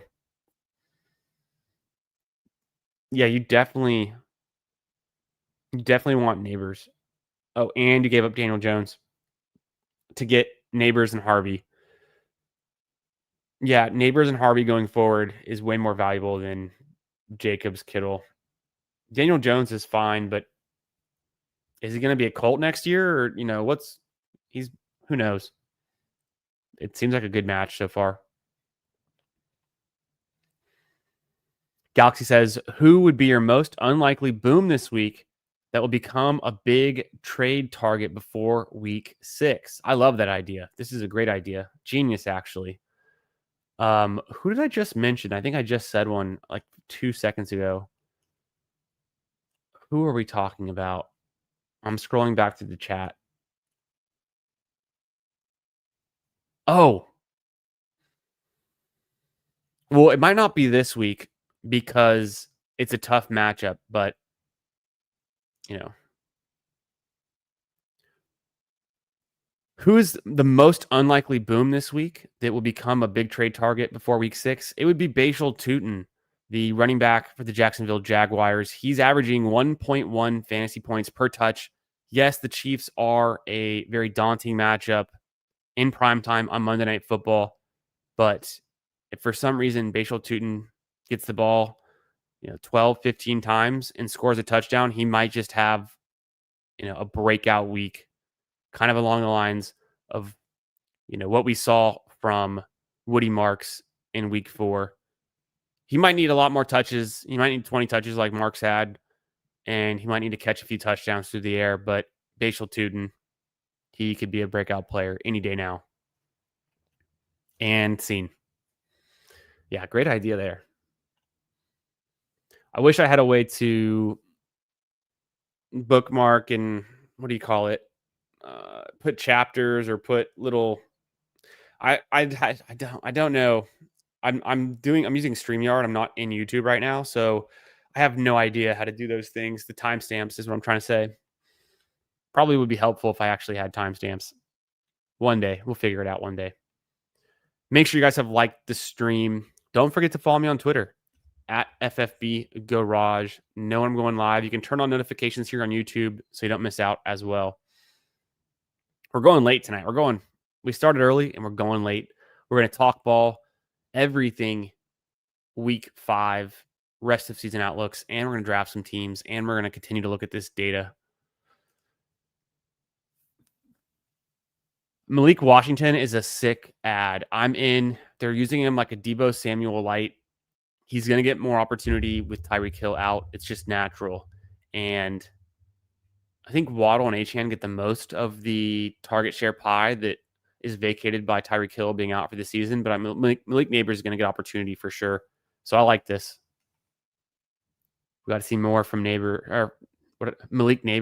Washington. What am I saying? Yeah, Bean King knows.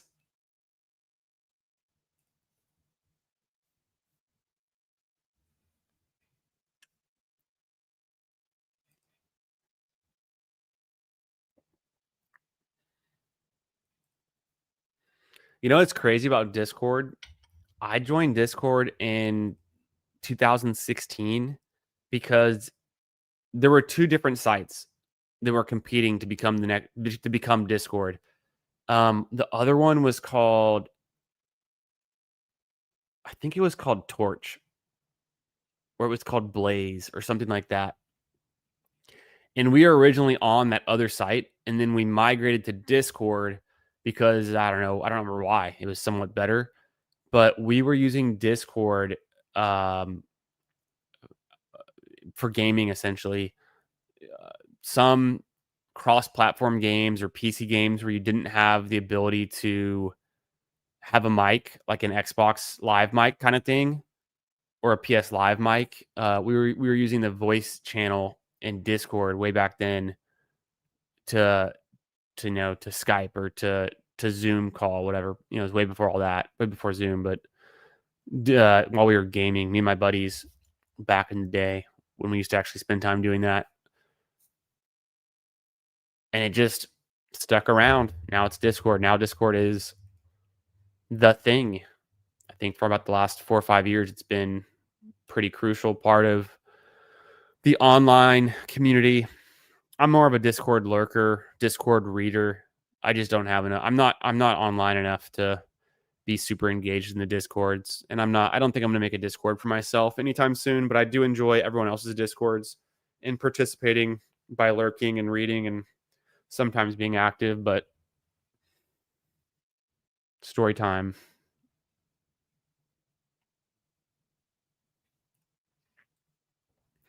Someone dropped Travis Hunter. Should I add him for Bateman or Ailmanor? I'm going to say yes for Bateman and for Ailmanor, but mostly for Ailmanor. if I had to drop one. I think Elminor can be fine, but I'm not super interested in being invested in the Titans at the same time. Bateman's not incredibly fun either and hard to know when to start. Bateman's better than Elminor, I still think, though. And then Travis Hunter, I want to swing for the fences. I want to go for the full upside. So I know Trevor Lawrence has been kind of bad to start the season, really bad, but their team is good. Their team is winning. Travis Hunter, bet on the second half of the season for him.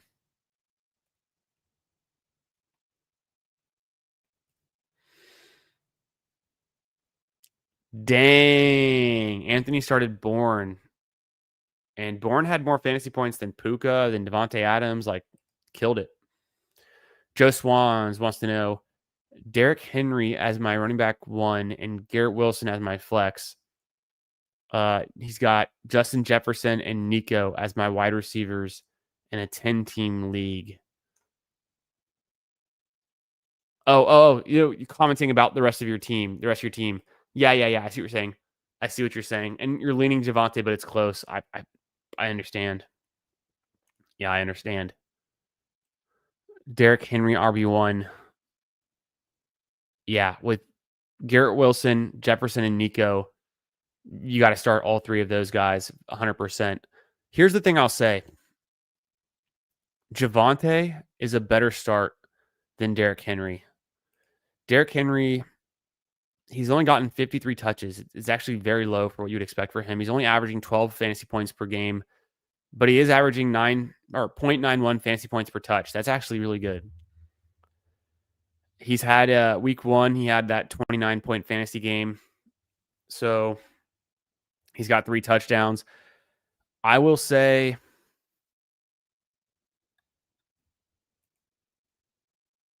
Scadaboo's been pretty effective lately. And this is PPR. My stats are all half point. In PPR, Scadaboo is it's tempting to go Scadaboo over Derrick Henry.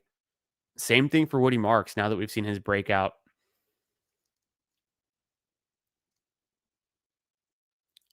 I think it's Scadaboo, Henry, and Marks in a point per reception league. Man, I have a tough time figuring out who to sit.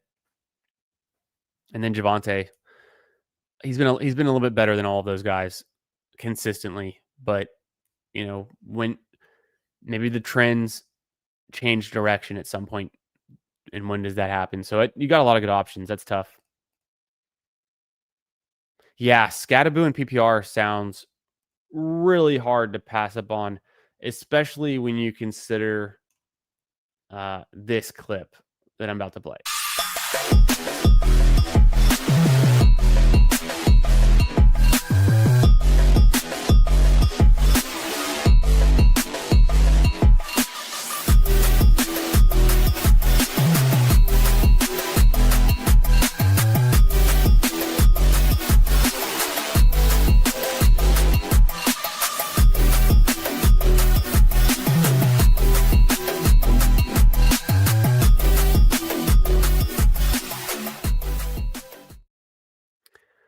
The dude scores touchdowns. He breaks tackles, catches the ball over his shoulder. Like, he can do it all. Pretty sick, pretty fun. How we doing, Walls? Galaxy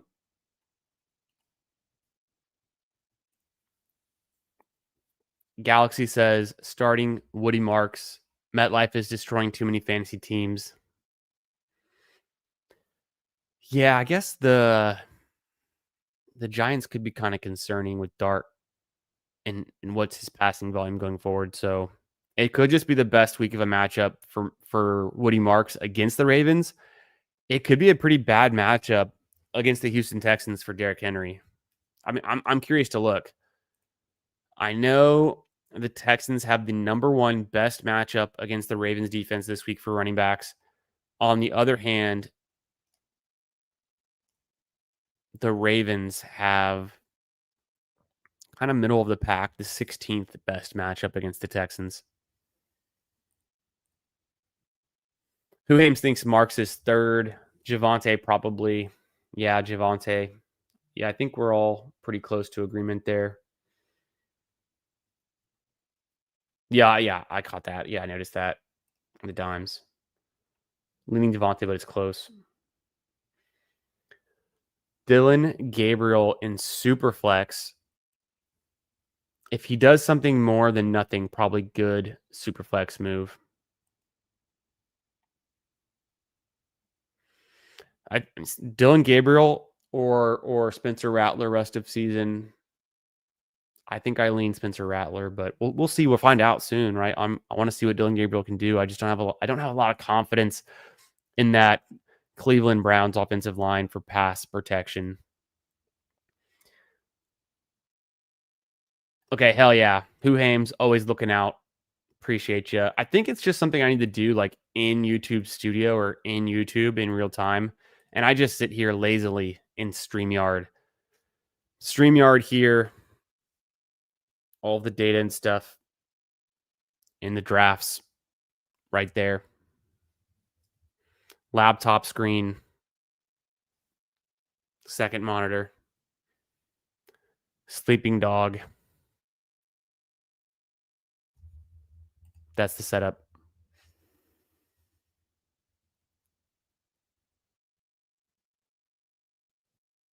Oh, too kind. 86 minutes. Okay.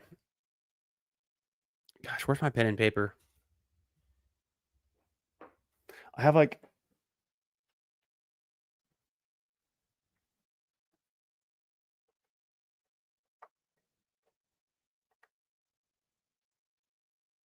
I have pens and paper literally everywhere, but just not when I need it. Oh, what is that? Oh, find some scratch paper.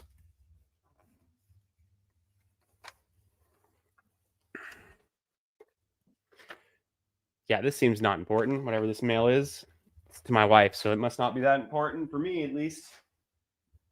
Hope she doesn't need it. Okay, 86 minutes for a short. Hell yeah. We're doing it. Wall says, just traded T. Higgins for Ferguson. For context, I already have London, Nico, Wilson. Thoughts on that? I love it. I don't care who your other wide receivers are. If you can get Jake Ferguson for T. Higgins, love it. I mean, Ferguson has more targets and receptions in one game than T. Higgins has in all four combined, essentially. Like, to me, it's a no-brainer. I'm super skeptical and super worried about T. Higgins going forward with this Jake Browning offense, this terrible Bengals offensive line. I have T. Higgins in my home league, and I'm benching him for Trey Tucker.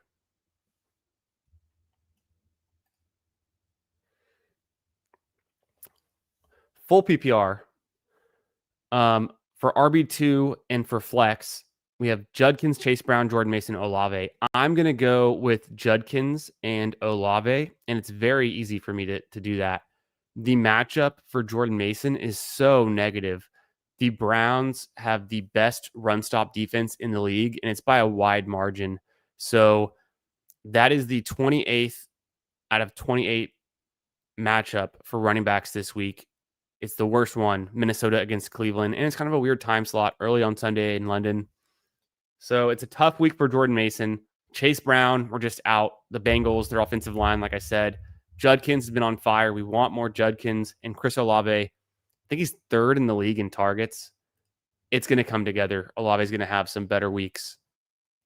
One thing I'll say about Quinshon Judkins, averaging 15 fantasy points per game, and it's actually closer to 18 or 20 if you just count the last 2 weeks. He's averaging 0.77 fantasy points per touch on 57 touches. He's got 2 touchdowns. There's going to be some bigger weeks ahead.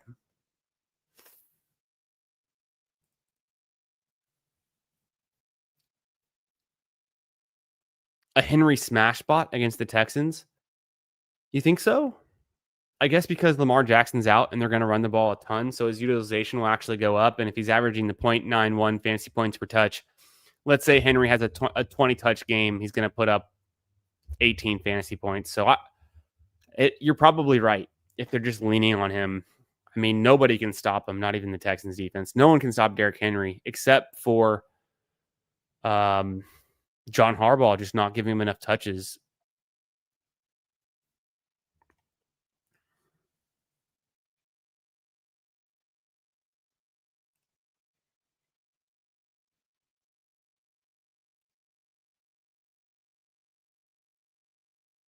Yeah, what's up, Tristan? How we doing?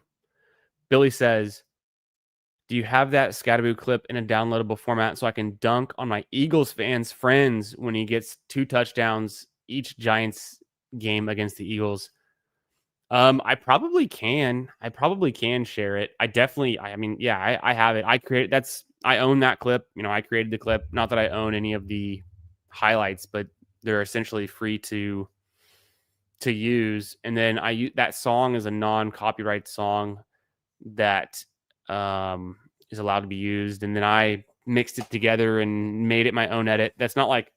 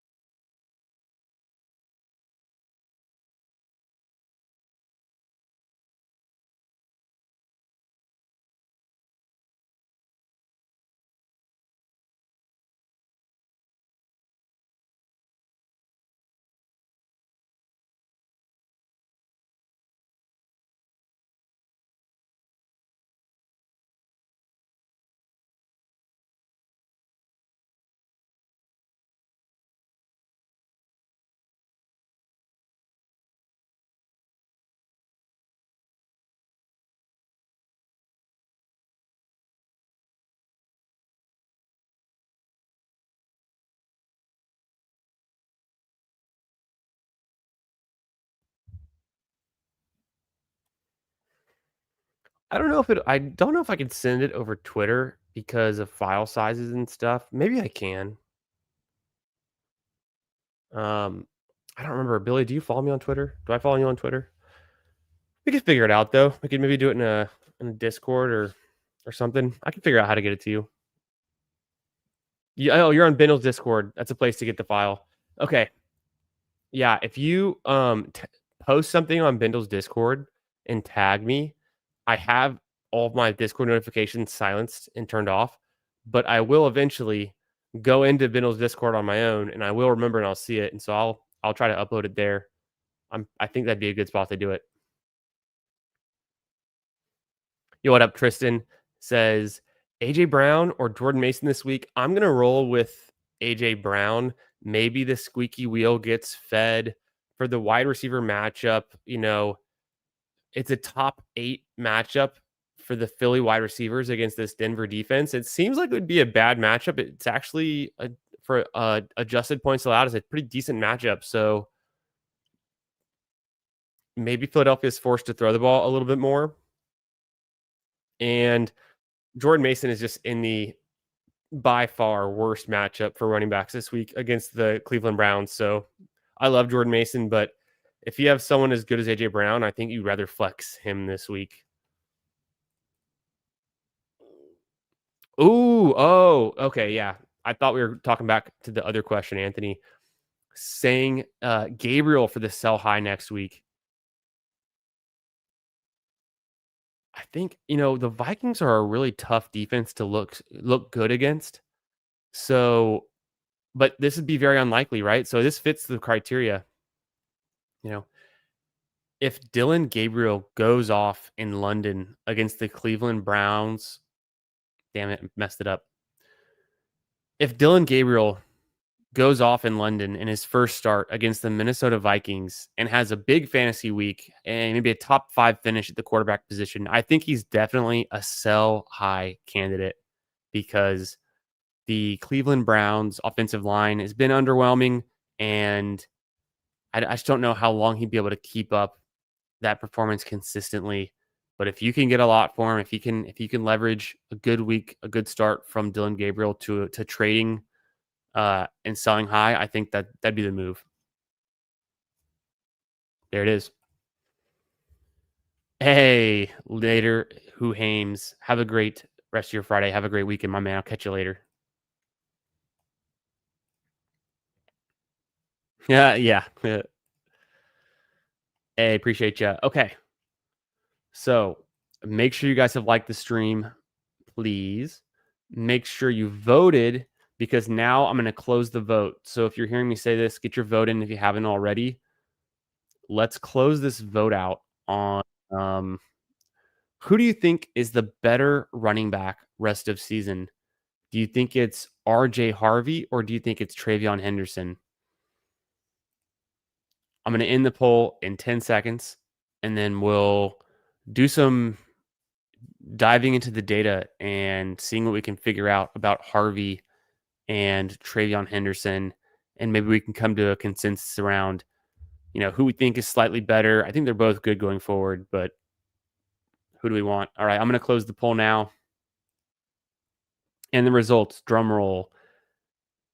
50-50, dead even between RJ Harvey and Travion Henderson rest of season. So people are pretty divided. I think it's very close.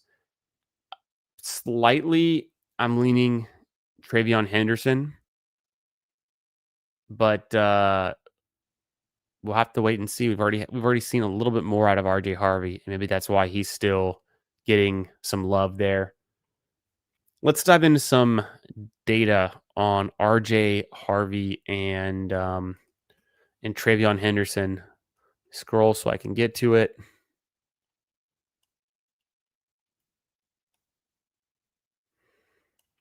Where's Henderson's way down there? Okay, well.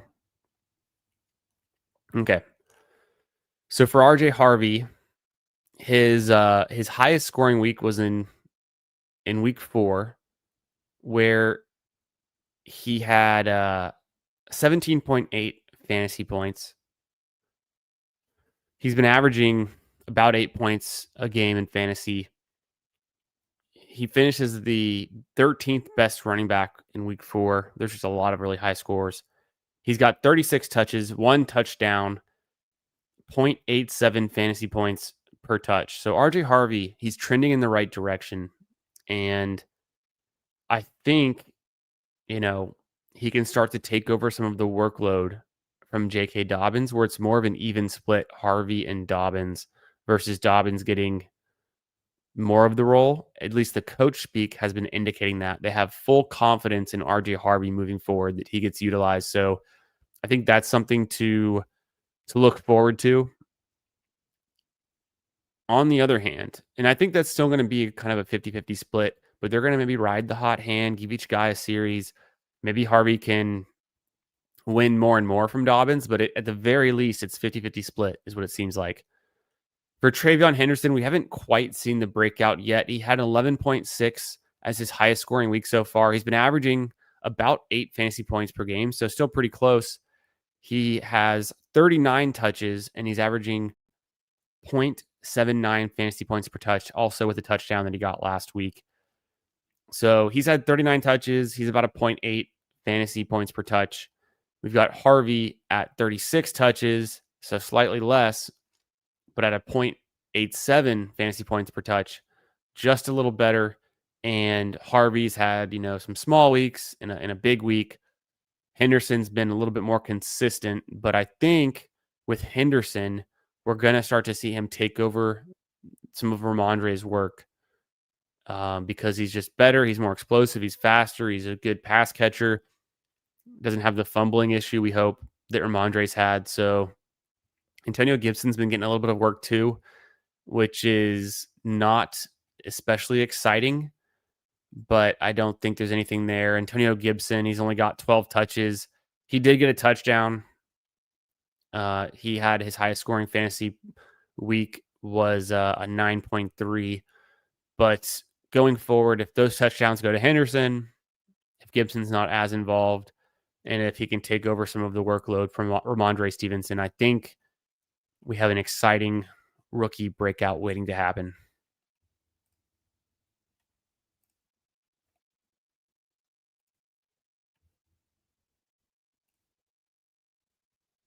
Okay, let's get into some primetime Palooza.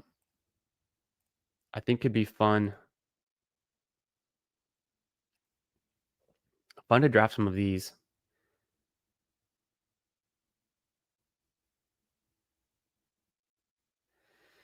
I'm just looking at my Twitter real quick, making sure I'm not missing anything. Hell yeah. Let's see. Hey, I appreciate you, my guys. Got the repost from Who and from Anthony. Best ball on call. Okay. Here's what I'm going to do. Let's walk through some primetime Palooza data, and then we can draft a few teams, have some fun. I am going to screen share. I haven't even brought this up yet because I've just been, for the last 2 hours, just talking, just free flowing, going with no materials. But let's share the screen.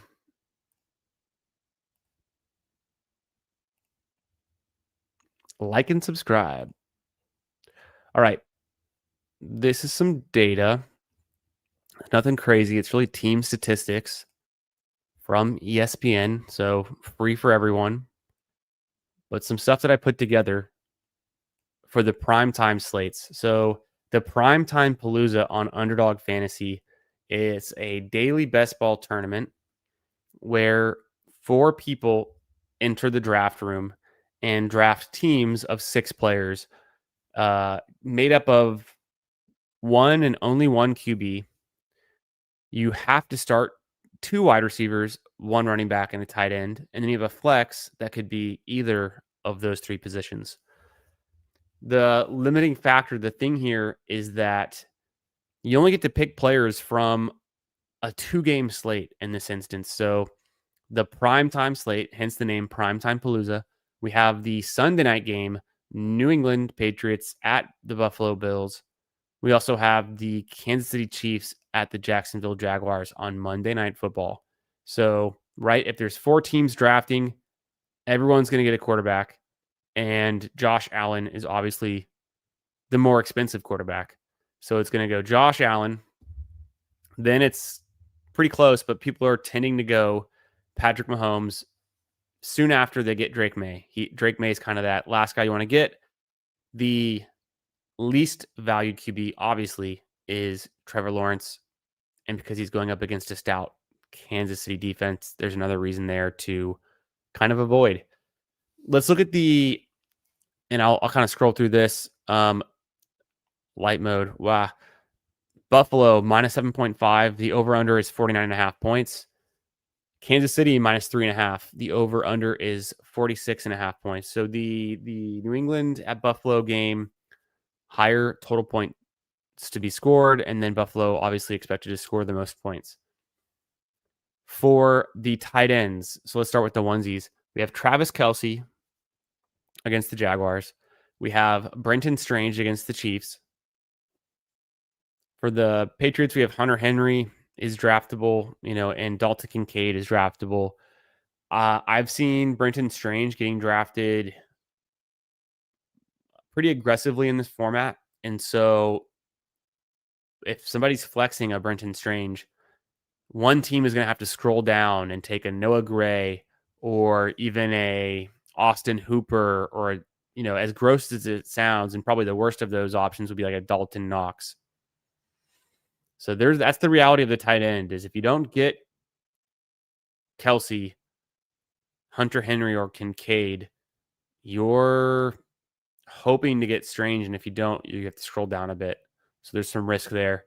The running backs, Kansas City has 3 bad options: Pacheco, Hunt, and Brashard Smith. Not excited about those. You might want to sprinkle them in every once in a while to make sure you don't miss out on the touchdown upside. Because in this format, you're essentially chasing touchdowns.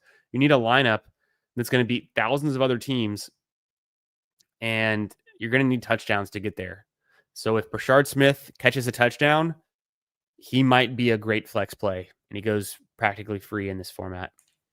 For Jacksonville, there's 2 good running back options, but it's really ETN being drafted as a top 3 overall pick after James Cook and Josh Allen.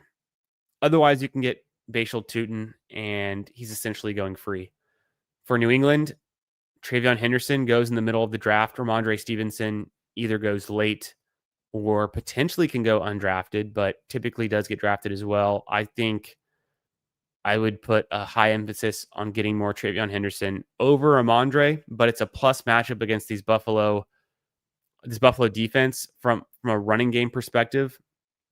At least what the Buffalo opponents have done, versus Buffalo so far, they've been running the ball a lot more than passing against this Buffalo defense.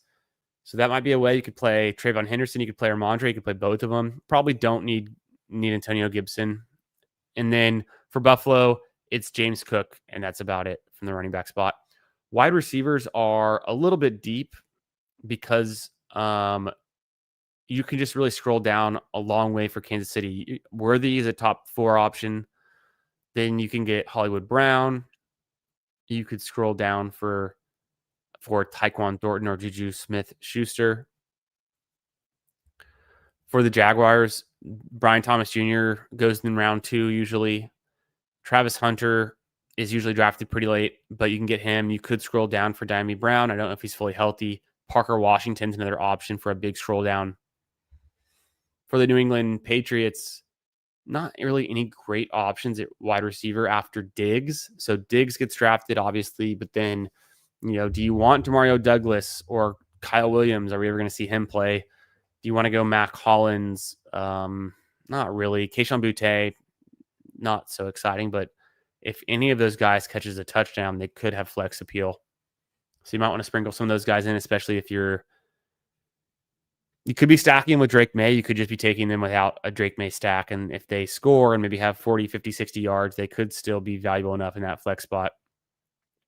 And touchdowns are a limiting factor. So how many touchdowns are going to be scored across all these games? If it's a really low scoring slate across these 2 games, and let's just imagine there's only 6 touchdowns scored, maybe 3 of them are rushing touchdowns, only 3 receiving touchdowns across these 2 games, which would be really unexpected, but could happen. You'd have to have one of those pass catchers who has that touchdown most likely. So sprinkling in some of those New England receivers too. Buffalo, Khalil Shakir is the top option. Keon Coleman gets drafted, and then there's not much after that. So I don't know if there's a really good wide receiver 3 option for Buffalo. It doesn't seem like it. You could go with Josh Palmer, but he's gotten some bad coach speak, and he doesn't seem like a very, draftable fantasy piece. But like I said, all you need is that touchdown for him to pay off. Let's get right into it on Underdog.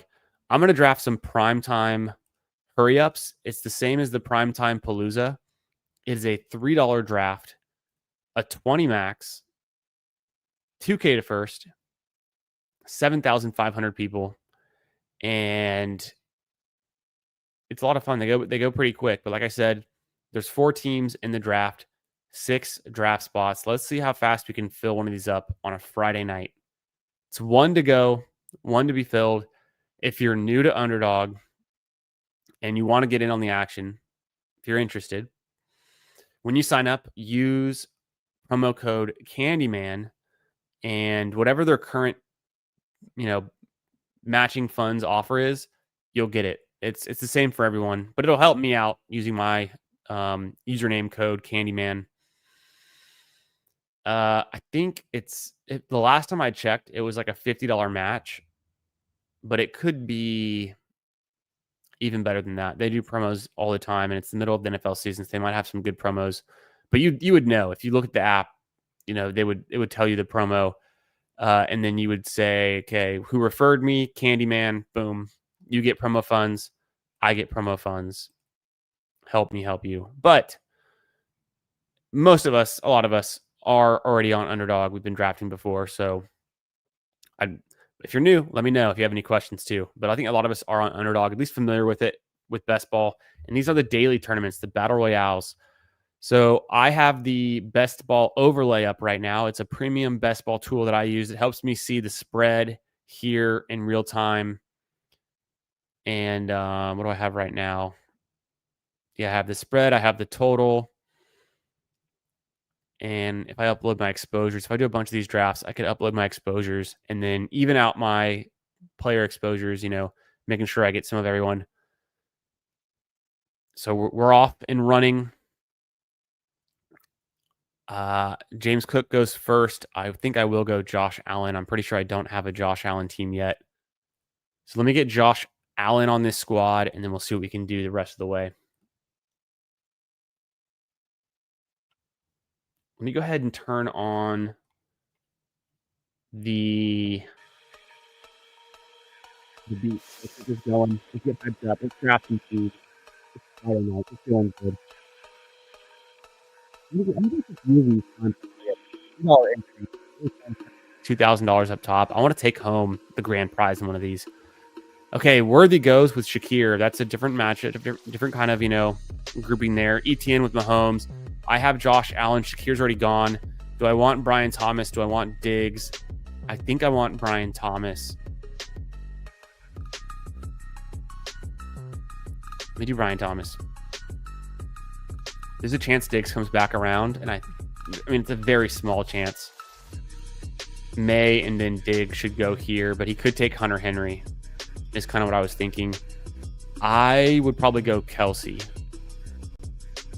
Yeah, he does take Diggs. I'm either Travion or Kelsey here, and I might go Travion because I don't have a running back and I don't like the other options. I think I'll be okay at tight end is what I'm saying. No one's drafted a tight end yet. Kelsey is now going to go here. Does the drafter in the 4 spot take Kincaid? Does he take Henry? I would prefer to have Kincaid with Josh Allen. Hunter Henry also has a pretty negative matchup against the Bills.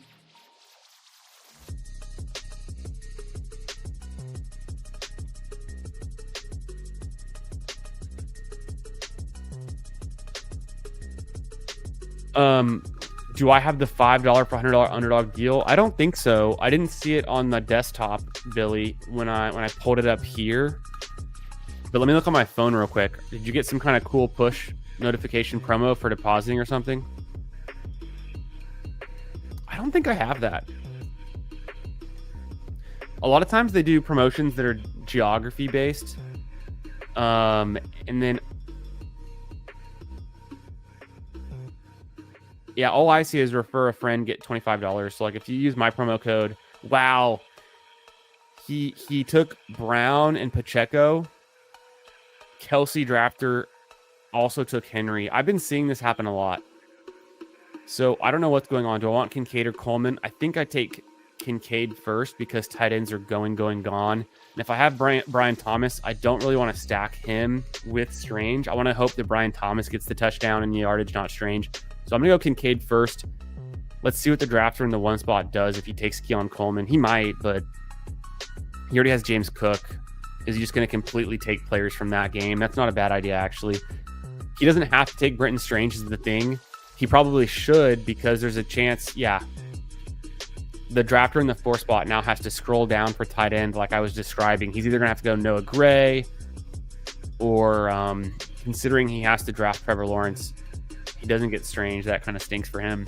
But I've been seeing people take tight ends in their flex more often in this slate. Yeah, he does go Coleman. I could go with Ramondre or Travis Hunter and Brian Thomas or even Kareem Hunt. This kind of feels like a Kareem Hunt team. I like Tyquan Thornton too. I did it. I went Kareem Hunt. kind of gross. Not the best play, but maybe he gets the touchdowns. He had 13 attempts against Baltimore, 10 attempts against the New York Giants. Maybe he has some flex appeal. I've been drafting a lot of Thornton. Thornton has 3 straight games with 3 touchdowns. I feel like that might go away a little bit with Worthy back and Hollywood Brown holding down a role. And maybe it's, I don't know. Maybe I can still get Thornton and it still makes sense. But I just felt like getting Kareem Hunt there, getting different. So I won't be able to go with Stevenson now. But I've got Henderson. Do I want to go Hunter, Boutte, or like I said, Tyquan Thornton? I could even do Josh Palmer to stack up with Josh Allen and get really different here. Palmer's just not really getting used, so I'm going to slightly avoid that. I think Thornton's my favorite. Hunter's like also an obvious choice, but I already have Brian Thomas. And how many pass catchers do I want from them? Okay, Hunter goes, makes it easier for me. The question now is, do I want Boutte? And I don't think I want him over Thornton. So I'm going to go Thornton here. I've got 2 Chiefs, 2 Bills, Travion Henderson, and Brian Thomas for my draft. And this guy does draft Dalton Knox, which I personally would have gone with Noah Gray or even Austin Hooper over Knox at this point. But you never know with Knox. And the Bills are projected to score the most points. So that also could just make sense to have a piece of that. Ramondre Stevenson almost goes undrafted. He goes at the very last pick. But I think he's a good last pick for sure.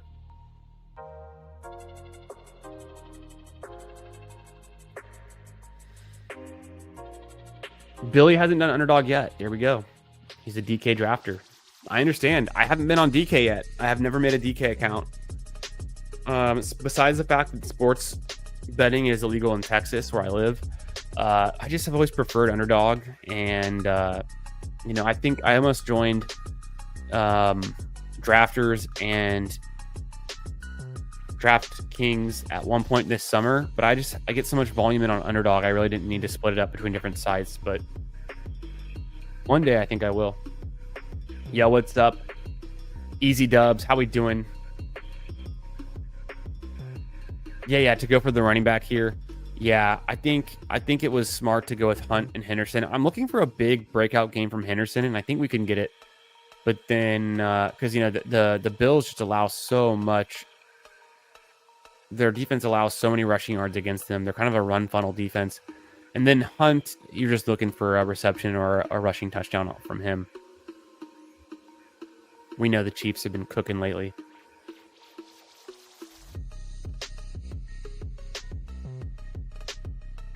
Oh, really?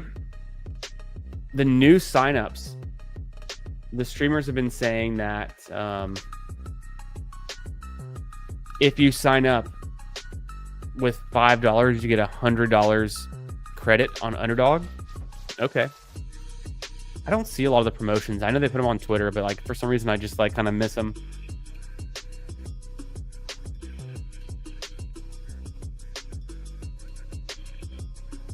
Hey, yeah, Underdog affiliate coming up next. We'll get there. They've got a pretty big network of affiliates, and I know some people. There. I got some connections. We'll work on it. I haven't asked yet, but when I do need to ask, I've got some ins. Yeah, what's up, Frizz? How we doing, brother? Happy Friday. Thanks for being here. Yeah, Billy, I mean, if you can deposit $5 and get $100, it's not going to get better than that. So this could be the sign. And you just got to pick things that you like. And also, if I personally was new to a site and I got $100 bonus for submitting $5, first off, you have to use it within either 7 days or 14 days. Just know that. So you can't just like sit there and bet small every week all summer. You're gonna have to go through that $100 of credit within either 1 week or 2 weeks. Otherwise it goes away. So know that. And I would probably do a lot of volume on some of these $5 and $3 and $10 contests just to get a feel for it and have some fun. Like, I'm doing these $3 contests right now, and they're really fun. I like to Galaxy Brain these small slates. And then the Wildcat, it's the main slate, but it's also a $3 entry. That's a really good one. I mean, you could do 30 of those with $100. Let's go back to another prime time. Hurry up. I've done 5. This is number 6. Waiting on one more. Frizz wants to know, Keon Coleman, Malik Washington, or Darius Slayton this week in the flex. I'm thinking Keon Coleman, but it could make sense to go Malik Washington. I just think Coleman has the higher upside in the better game. And it's Sunday night, so it's pretty fun. Malik Washington's not a bad choice. I'm not a big Darius Slayton guy, so I'm not personally going to suggest Darius Slayton. Matt C. Who's my NFL team? So I'm born and raised in Houston. I live here now as well. I've got the Texans hat on, you know. The Texans are my NFL team for sure. When I was in elementary, middle school, they became an NFL franchise. They became a team. I went to one of their first preseason games. I remember when they opened what used to be called Reliant Stadium, is now NRG Stadium, but I remember going to the stadium right when it opened. I'm a Texans fan. I'm trying not to be like super Texans biased because I'm a fantasy football. I'm an NFL fan. Like, I'm pretty. Ooh, Josh Allen goes first. I love it. I don't think I've been able to draft James Cook yet because I have never got a draft spot from the 1. I don't think, but I love getting James Cook at the 2. So yeah, I like the Texans because home team, hometown, and I remember the year before they existed, I was a Brett Favre Packers fan as a little kid. But then I got my own team. So that was pretty sick. And then my dad is also from Houston, and he grew up an Oilers fan. He has all this like Oilers gear. So I have an Oilers beer mug in my freezer. I don't think I have any beer on hand. Otherwise, I'd go pour one and show it off, celebrate, Friday. It's 5 o'clock somewhere, but it is technically 10 p.m. here. But yeah, so then I forget what year it was, but my dad went to the very last playoff game the Oilers ever played. And then he and I went to the very first Texans playoff game that they ever played. I think it was 2017. But it was the one where J.J. Watt scored. I think it was an interception. He was an interception, and he returned into the end zone. We were seated right in that end zone. So that was kind of a cool full circle moment where it's like, I think it'd been like 30 or 35 years since a Houston NFL team made it to a playoff game and won. He was at both of those last 2 games. That was pretty cool. Ant God, what's up, my man? How you doing? Hope you're having a great Friday. He says, Keenan Allen or Woody Marks this week? That is a tough question. I mean, Woody Marks has the best matchup against this Ravens defense for all running backs and adjusted points allowed. But Keenan Allen has been really hard to ignore. I want to go Drake. No, I can push Drake May. I'm going to take Diggs or Shakir and then push Drake May. Let me take Diggs. James Cook and Diggs. Because if I go Shakir, it's kind of cannibalizing the James Cook pick, but at the same time, maybe the Bills just score a bunch of touchdowns and you just want all Bills. I'll go Drake May. He's going to be there because this guy already has Josh Allen. He can't take him. So I'll end up going Drake May with Diggs against Cook. I think that's a fun way to play it. I could have taken Shakir and just gone all out Buffalo. Keenan Allen this week. Sorry for the light mode. Keenan Allen and the Chargers is the 7th best matchup against the Washington Commanders. That's not a bad spot to be in either, actually. Ooh, do I push Drake May? No, this guy will definitely take Drake May if I don't get him. He has Brian Thomas, but I don't think I can get May to come back. I'm going to go ahead and pass on Shakir. Go ahead and take Drake May, and then need to figure out tight end pretty soon because no one's taken a tight end yet, but the dominoes will fall. Wow, Pacheco in the 2nd round. That's kind of a crazy pick, but get your guys season. I think let me pull open. I wanna look at some more data on Keenan Allen before I recommend Woody Marks. I'm kind of in the thought process where it's like Woody Marks is almost unbenchable, but at the same time, Keenan Allen's like unbenchable.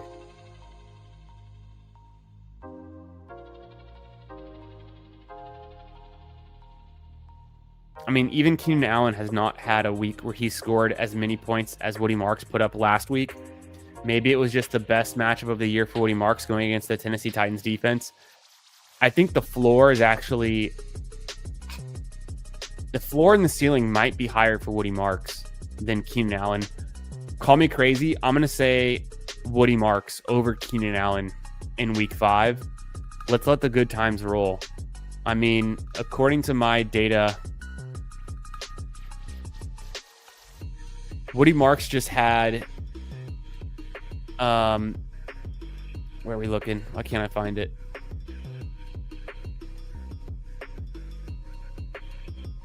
Where is it? Also, I'm on the clock. Let me make this pick first. I'll come back to the data. Look, 3 tight ends all went. Like I said, the dominoes will fall. Everyone's taking 2 tight ends for some reason this week. So I'm going to go ahead and grab Brenton Strange before it gets too late. I actually really want Hollywood Brown there, or even Keon Coleman, but I don't want to miss out on the tight end run. And then this guy gets left out in the cold with no tight end. So where's Woody Marks? I was just looking for him. Here he is. He has the let me go to the other. I was looking here for him. His performance last week in week 4, where he scored that 26 fantasy points, that was the 11th best running back performance on the entire year. That's better than anything McCaffrey's done, anything Javonte Williams has done, better than Achane, better than Bucky Irving's best week, better than Gibbs' best week, better than Hampton's best week. So he goes Coleman, Hunter. Sweet, I can get Hollywood here. Drake, May, James Cook, Diggs, Brenton Strange, Hollywood. This is a good team. This is a good prime time hurry up so far. My last pick, I'll flex somebody. So yeah, Ant God. I love Keenan Allen, but I'm on Woody Marks now, and not just because I just self-proclaimed a big Texans fan. I did not draft any Woody Marks in my dynasty leagues, in my redraft leagues. I was not on Woody Marks until I saw it. Now I believe it. Traded Derrick Henry for Rashee Rice yesterday. I love that. You needed wide receiver depth. You got Jonathan Taylor and Judkins. Oh, bro, you're so solid. I love your running backs. I would have traded Derrick Henry too. And I think I'd rather have Rashee Rice rest of season than Derrick Henry. Sounds crazy, but and Derrick Henry is obviously worth a lot. Rashee Rice is not going to play for another 2 weeks and still has a week 10 bye. But Derrick Henry is also out week 7 on a bye anyways. So if you've got those running backs, I think it makes sense what your team need is. All right. Over here, I've got Cook, Diggs, stacked with Drake May, Brenton Strange, tight end, Hollywood Brown. So I don't have a ton. I have one player on each team except for my stack. Do I want to go another Patriot? I don't think so. I'm kind of leaning another Chief with Tyquan Thornton. Or go Tootin. Dude, this is the Tootin team. This is the Tootin team. I could do Brashard Smith. Brashard Smith, 7 touches last week. Tootin had 5.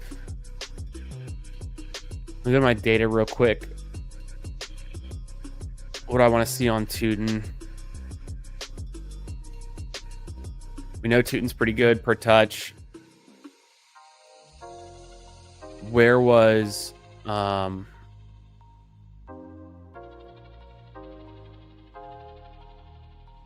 there's Kareem Hunt, there's Pacheco. I don't think Brashard Smith registered. Let's do it though. Let's go Brashard Smith. Boom.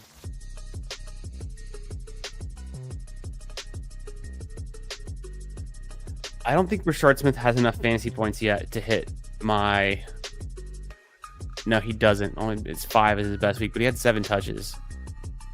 But 5 points on 7 touches is not great. Maybe they use him more. Let's just scroll down. I almost went Tootin. Probably should have gone Tootin. Probably should have gone Thornton, obviously, but Rashard Smith seems kind of fun there. This team is a good team, but it's kind of chalk. It's not that different. So let me scroll down with Rashard Smith, get different.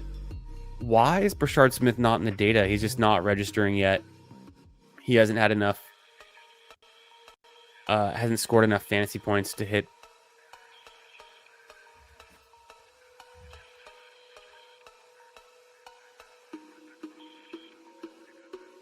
I mean, I guess I could search for him. Okay, he's here. I just must have, I must have cleared him out from the other list because it wasn't enough of a signal yet above the noise. Yeah. I mean, we're really hoping and praying that he becomes something on that draft pick.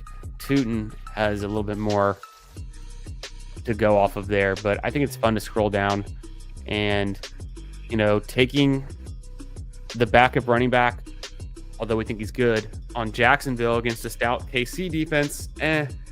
What about taking the emerging rookie pass catching back on a high-powered Patrick Mahomes offense against anyone? Maybe.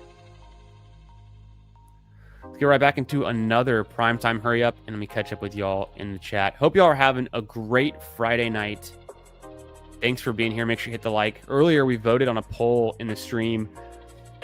We said, do you prefer Travion Henderson or RJ Harvey rest of season going forward? We had 28 votes, and it was 50-50 split between those two. So in the chat now, if you're here and you weren't here earlier for the vote, who do you prefer going forward, RJ Harvey or Travion Henderson?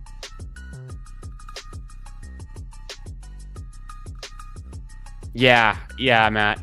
It's a pretty good one. That's a good one. I got to find... I'm going to one other Texans game this season so far. I'm going to a game with Emo Cowboy and Best Ball Guy. BBG's coming into town, and he's going to meet up with me and Emo, and we're going to the Cardinals game. So I think we're going to go out and tailgate before. Maybe we'll get some Tex-Mex, some lunch, early lunch, some kind of like, you know, late brunch kind of thing. And then maybe we'll go into the tailgating lot. I usually like to go to the tailgating lot before the Texans games. They do some pretty good tailgating in the lots around NRG Stadium. Yo, what's up, Squid? How we doing, my man? We got Ezekiel Ruiz in here. We got AL Alpocalypse. What's up, brothers? Hope you guys are having a great Friday night. Squid says Dowdle, Diggs, or Sutton in PPR. Feels like the Eagles is one of those matchups where Sutton puts up a dud. You could be right.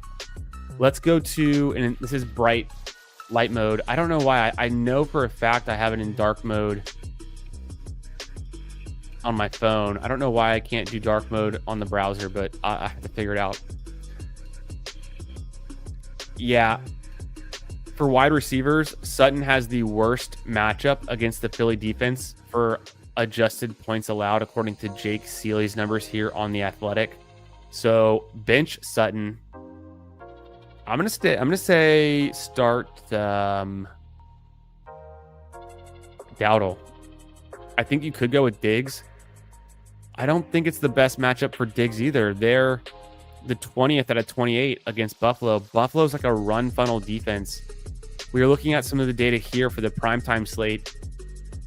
Buffalo only is allowed 22.5 points per game, but they've only allowed 126 passing yards per game. That's insane. Although they've given up 6 passing touchdowns, but then they've allowed 164 rushing yards per game. So like teams are definitely running the ball more against Buffalo than they are passing it even, which is wild. Here we are. I'm drafting a primetime hurry up from the 3 spot here on Underdog Fantasy. See what we can get ourselves into. But yeah, I'd like to go Dowdle because one last thing I'll say, the running back matchup for Carolina against Miami is pretty neutral. But I think I've heard a lot of good coach speak about Dowdle from from the Panthers, whether it was Dave Canales, the head coach, or if it was Brad Izik, the offensive coordinator. They both made comments positively about, getting Dowdle in the offseason, wanting to utilize him, get him touches, and they like him. So I think he's the workhorse for him this week in a neutral matchup that could be pretty good. So I think that's a little bit of a better situation to go for. Ezekiel says, should I flex Henderson or Charbonnet? Definitely Henderson, in my opinion. And we can look at some data on this after I make this pick. I started with ETN. Do I want to go Mahomes here? Wait for May. I should be able to get one of May or Mahomes. So I'm going to take Brian Thomas here. You know what? This could just be the team where I go with all of the Jaguars and I get late Trevor Lawrence. And so let me just go really hard on the flex or the skill position players and fill out my flex before I go. I'm going to go late QB because the draft from the one spot here, he should technically take either Mahomes or Drake May. I'd have the option to get one of them here at 11. Maybe I pass on it because I've already got double Jags and I can do a double Jaguar stack is what I'm thinking. Okay. So Henderson or Charbonnet. Let's go back to the running back data. Charbonnet has gotten 41 touches. He's averaging 0.56 fantasy points per touch. That's actually really bad. For Henderson, he's right here too at the bottom of the list. He's gotten 39 touches. He's averaging 0.79 fantasy points per touch. They both have, Charbonnet has 2 touchdowns. Henderson has 1. But Charbonnet has no yardage. That's pretty bad. Henderson went, I'm going to go ahead and go Drake May, or do I go I should have gone Kelsey there. I messed up. That's okay. I can still get some back stacks on Drake May. Maybe I even do it with, well, I was going to say Hunter Henry, but then he goes. Then Kelsey was the move there, but I'm back on the clock and Kelsey's still available. So I think I will go ahead and take Kelsey. And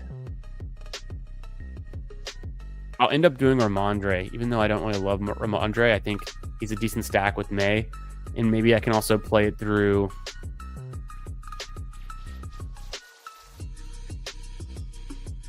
I think Boutte is the one I want. Let me go to my trusty data here for New England. And all weeks, New England, pull up the Whopper. It's Henry, Diggs, then Boutte. Yeah, I want Boutte over Demario Douglas. Okay. Stevenson first, and then Boutte, potentially. Or I go Tyquan Thornton. Just don't need Boutte. Just the Drake May or Ramondre stack. Don't need Boutte. Go Thornton. Let me go here to the Kansas City Chiefs. Sort by Whopper. It is Thornton number 1 on the team, although there's limited data so far. Let's get Thornton. I don't really want to double stack Drake May. I'd rather trust his legs and go with Thornton catching a deep ball. So I took Travis Etienne and Brian Thomas, but I don't have Trevor Lawrence. I'm hoping Drake May can still outscore him with his legs, is the thesis here. And then the drafter who had to take Trevor Lawrence gets in with Brenton Strange at least. Flexing. Look, it happened again. Someone took 2 tight ends. Someone's flexing a tight end again. And one of the teams has to take a backup tight end in Knox. So this is something I've noticed happening a lot. If it was me, I would not have taken Knox there. I would have taken Eric Gray to go with Mahomes over Knox. But yeah, so I'm definitely in on Henderson over Charbonnet, Ezekiel. Al says, start 1 and half point per reception. Jameson Williams, Heteroy McMillan, or Scattaboo. I'm going to lean. These are 3 good options. Scattaboo, I love. I think he's got a potentially tough spot to be in. it's a neutral matchup against the Saints. It's not honestly bad. It's not bad at all. But a tough spot to be in with the rookie QB with Dart. He's gonna take off running more than he's gonna check it down like Russell Wilson was. So I'm slightly leaning into Teteroy McMillan in his matchup, but with the Panthers, they're going up against there it is, Miami. It's a little bit negative, but I think T-Mac is he's kind of game script proof. The only thing he's not proof, can't beat out is Bryce Young having a bad day. On the other hand, Jameson Williams has a really good matchup against the Cincinnati Bengals. So if it is half point per reception, I think it's close. You can't go wrong. Let's go for ceiling. Let's go for Jameson Williams. Right behind him, I think Teteroy McMillan, and then right behind him, Scattaboo. So more of a matchup-based choice there. How we doing, Liam? We got Samson here as well. Happy Friday, guys. Hope you guys are doing well. Liam says, traded Nico and Etienne for Neighbors in Dynasty as a reload team. Did I win? I think that's fair. I don't know if Etienne has much value going forward. He's definitely crushing this year. And Nico, I think, is great for Dynasty for any year. Neighbors, arguably as good or better. So, and a little younger. Offense going forward for the Texans versus the Giants. Hard to say which one's better or worse. I think this is totally fine. Just get your guys. You want a Neighbors Dynasty? You got them. I think it's fun. The team that you gave Nico to and Etienne to is definitely in a win now situation. And like, you definitely help them load up heavy. I still think Bashal Tutin gets more involved and takes over some of the Etienne work. Samson, how we doing, my friend? Says, thoughts on DeMercado this week? Ugly running back room this week. He's got Mason going up against the Browns. That's the worst matchup. It's tough. You got Chase Brown, yikes, against the Lions, and DeMercado. I think I'm probably going to go. I don't know how much they're going to use DeMercado, and I don't even know if being a Cardinals running back is worth much. It's crazy, but I think I'm slightly still thinking of going Mason and Chase Brown and wait and see on DeMercado, because the hype on DeMercado is a little bit premature, I think. I want to hope that Mason and Chase Brown get lucky and score touchdowns, even though they're in tough matchups. I don't know if I can stomach DeMercado. But also, I am starting Michael Carter in my flex in 2 of my leagues, so I'm pretty desperate too. But I would take Mason or Chase Brown if I had him over even Michael Carter too. Hey, appreciate you being here. Thanks, Liam, for the question. I'm drafting prime time slate daily drafts tournaments on Underdog right now. I just went ETN Jr., Brian Thomas, and then I said, let's go Trevor Lawrence, Syke, Drake May, Travis Kelce, Ramondre Stevenson. So I'm targeting the run game with May and Stevenson against the Bills. Run funnel defense. Thornton, catch a long bomb. Let's draft another one. It's a $3 draft on Underdog. They're super fun. I like thinking through these small slates and trying to get some nice combinations. That was my first James Cook team, the one 2 times ago. So I want to get more James Cook because I think he's the best player on the slate. At the same time, you're going to want some Josh Allen, but I think the difference between Josh Allen, Mahomes, and Drake May is not that great. And even getting some late Trevor Lawrence is valuable. But like, James Cook has a big advantage over ETN, and James Cook and ETN have huge advantage over everyone else in the slate, so it's not even close. Ezekiel wants to know, trade Dobbins for Addison. If it was me, I think I would. I'm very bullish on Addison. I'm a big fan of Addison. Dobbins, I just put out a short kind of talking about him. I think he's a sell high kind of guy where Harvey is going to split the backfield going forward, and maybe Harvey's the better running back. So Dobbins also doesn't catch a lot of passes. Harvey does. That gives Harvey a better weekly floor. and higher ceiling potentially and ability to get more touches that Dobbins isn't going to be a part of. Addison, I mean, he's a big play waiting to happen. And, you know, I'm a big fan of Addison. He can just go off. Speaking of,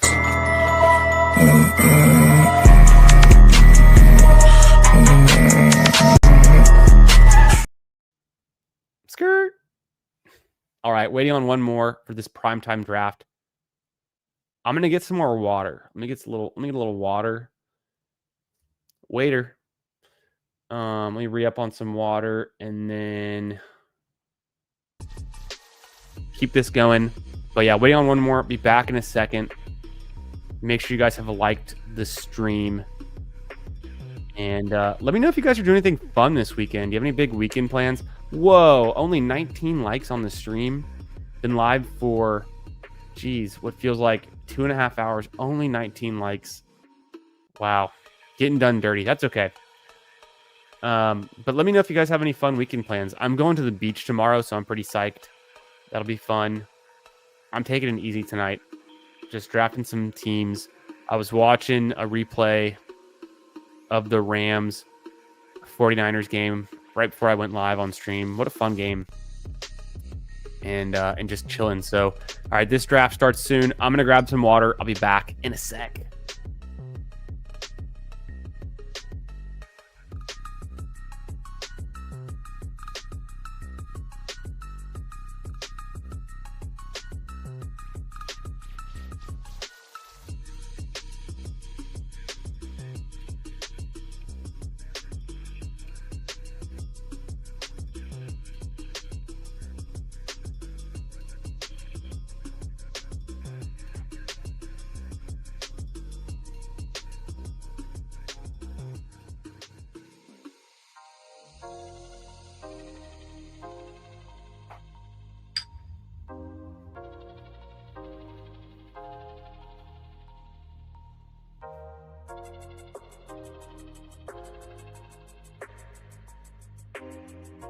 Okay, drafting out of the 2 spot. Let's see what we can do here. I'm probably going to get Josh Allen. Obviously want James Cook. It's a Josh Allen team. Let's roll with it. Otherwise, I go overweight on ETN, which is not a bad idea either.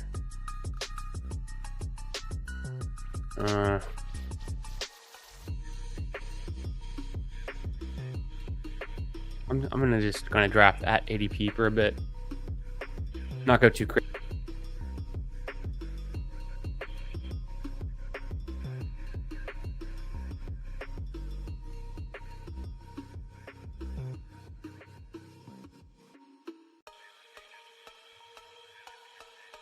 All right, what do we got?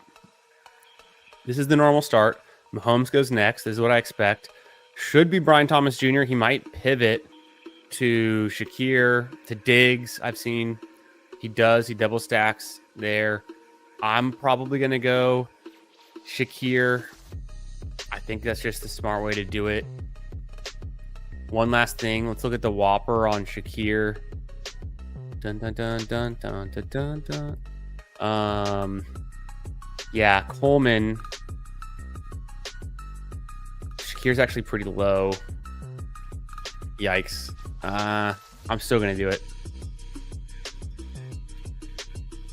What is Diggs? Did I already forget that?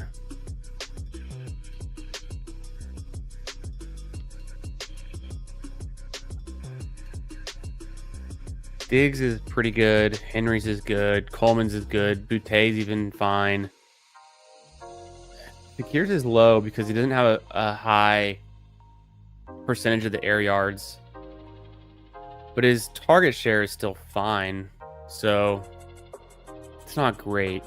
Coleman's is a little bit better. Maybe Coleman's undervalued here. I will go Kelsey. And then hope Henderson comes back around.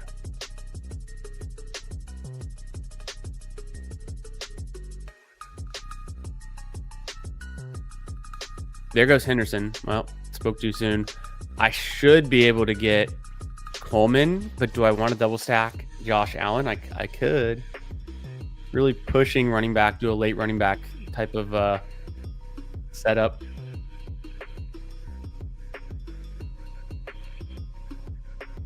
Yeah, what's up, Dustin? What's up, Jordany? How we doing? Billy says, yo, I'm going to the beach tomorrow. Hell yeah, Billy. I'll see you there. Don't forget your flip-flops. Dustin says, what's up, man? Pick 2, full PPR. Michael Pittman, J.K. Dobbins. Waddy, I think you mean Woody Marks. Carter, DeMercado, thanks. I'm team can't sit Woody Marks. It's the best matchup for running back of the week against the Baltimore Ravens. And Woody Marks just went off for 26 fantasy points, a top 12 running back finish on the entire season. Oh, Brashard Smith does go in early in this one. This guy's really stacking up the Chiefs. So I can go Keon Coleman for the double stack. I think I'll do that. I don't want any Pacheco, right? Not really. I need to have more than none Pacheco, but let's go all Bills on this one. Maybe Hollywood Brown comes back around and I could take him too, and then really late running back.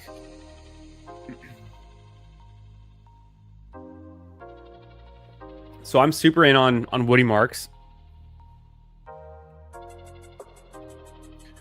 We just saw Woody Marks put up, like I said, the 11th best running back score on the entire season, 26 fantasy points, better than any score Hampton, Gibbs, Mason, or McCaffrey, or Bucky Irving, or Achane, or Javonte Williams has had.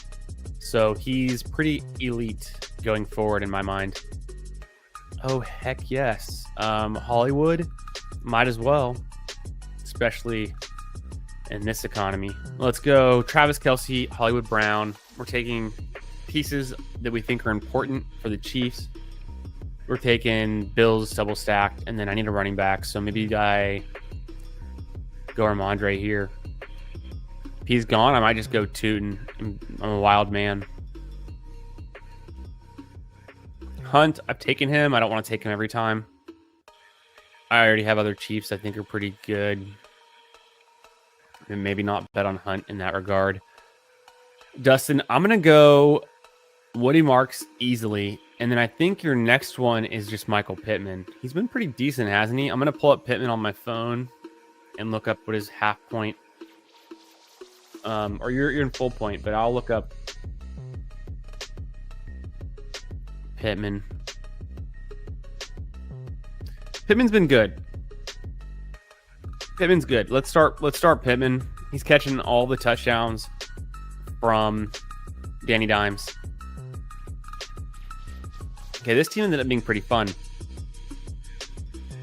Pittman and Marks is my answer. Billy's learning to surf. Hell yeah. Nice. Billy, I forget. I think I've known, but whereabouts? If you're surfing right now, I mean, you could be on the Atlantic side. You could be on the Pacific side. I'm going to the Gulf tomorrow. Gulf Beach. Actually driving east of Houston. Jordan wants to know, should I start Ladd McConkey or Ayo Manor this week? It's definitely Ladd McConkey. Let's have some faith. Justin Herbert, previously a 5,000-yard passer, broke the rookie record for passing touchdowns with 31. He's going up this week against the Washington Commanders. Is a top 8 quarterback matchup for Justin Herbert. And for the wide receivers, it's a top 7 matchup. So I still have faith in Ladd McConkey. I still want Ladd McConkey there.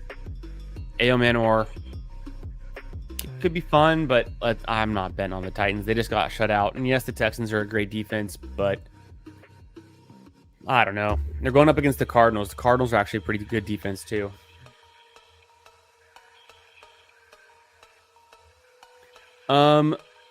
The Colts would be a good option, I think. The Giants against the Saints, I think, is kind of neutral. The Colts against the Raiders could be okay. Unless Genty goes off again, right? Texans against the Ravens seems like it might be okay without Lamar Jackson playing, but at the same time, like, they're just a good... They're a bad team record-wise, but the Ravens are kind of a good team. Their defense is bad. Their offense is actually, obviously good. Derrick Henry could touch the ball 20 times. If he does, he's going to put up numbers. So you could do worse than the Texans defense.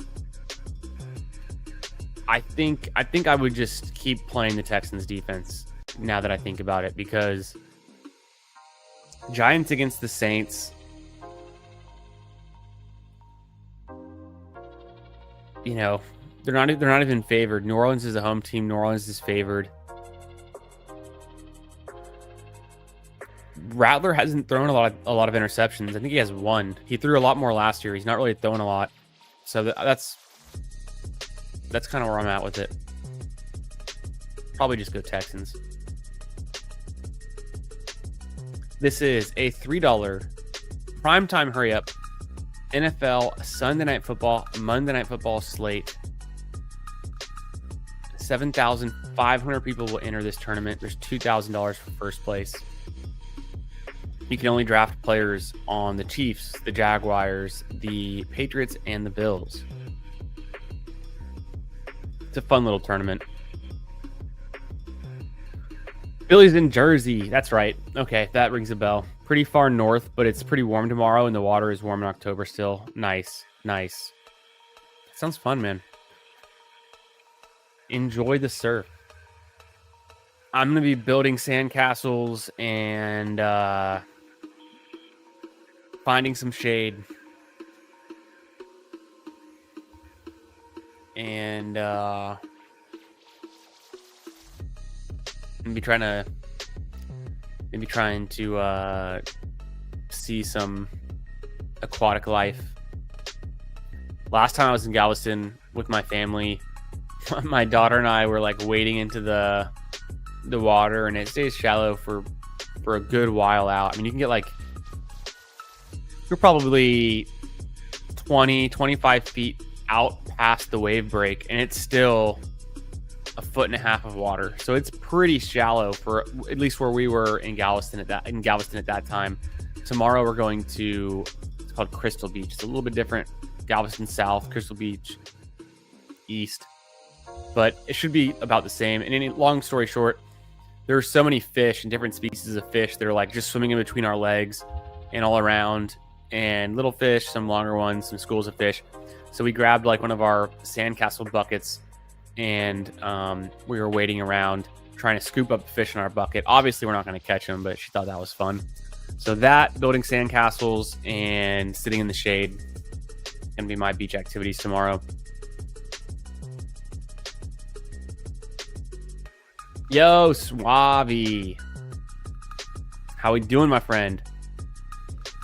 Trade Judkins and Henderson for Bijan. That is tough. Just for you, I'm going to pull up the running back data. This is a unique list of the best running backs this season. Bijan Robinson, 3 out of 4 games, he scored more than 17 points, half PPR. 2 out of 4 games, he scored more than 20 points. His highest scoring week was a 26.1. He did it in, he's averaging 20 points a game. He's averaging 0.97 fantasy points per touch. He's had 82 touches, only 2 touchdowns. So he needs some positive touchdown regression. Let's look at Quinshon Judkins. Quinshon Judkins technically played 3 games, but really only played 2 with full touches. He's averaging 15 points per game across those 3 games he's really played. His highest is 20 points so far. He's getting 0.77 fantasy points per touch, 57 touches, 2 touchdowns. So you're getting a big upgrade there. It's a big upgrade to Bijan. We all know it. I could scroll down for Henderson. He's also averaging about 0.77 fantasy points per touch, and he really hasn't touched the ball that much so far. 0.79, 39 touches, 1 touchdown. So would I trade Judkins and Henderson for Bijan? Yes, unless you just really need depth and multiple starters or something. But I would tend to want to consolidate upward. I think the Falcons are a better team than the Patriots and the Browns. I think their offensive line's better. I think Bijan's better than both of those players.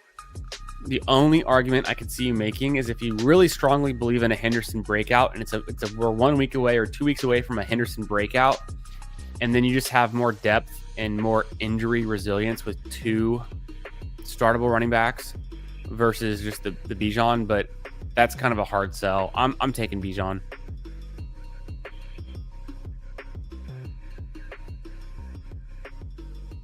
Hey, appreciate you, man. Billy says, love watching the wildlife. It's like Planet Earth up in there sometimes. Yeah, hell yeah. I'm a big Planet Earth guy. Love Planet Earth. Birds diving in the waves and stuff. Sandpipers. Love it. Yep, it's all going on. All right, I think just take ETN here. I feel like you can't go wrong. Worthy actually seems pretty nice too.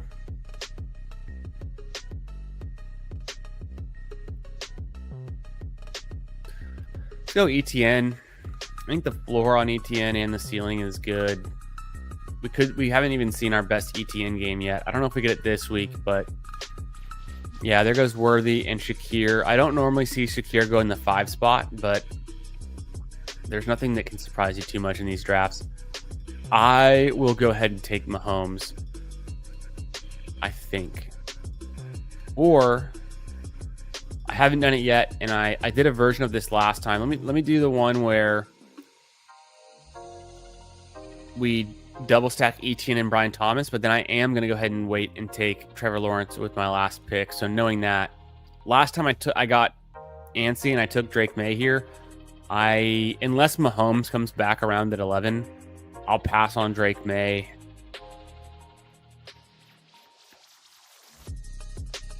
But I will take Mahomes if he's there.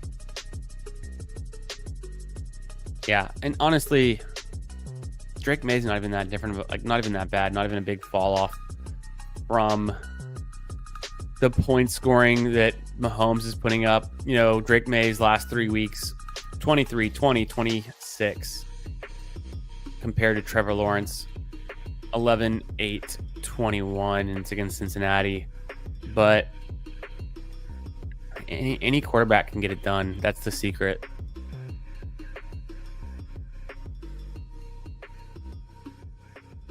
I have the double stack with the Jags, and I took Drake May last time, so this time I'm not going to do it.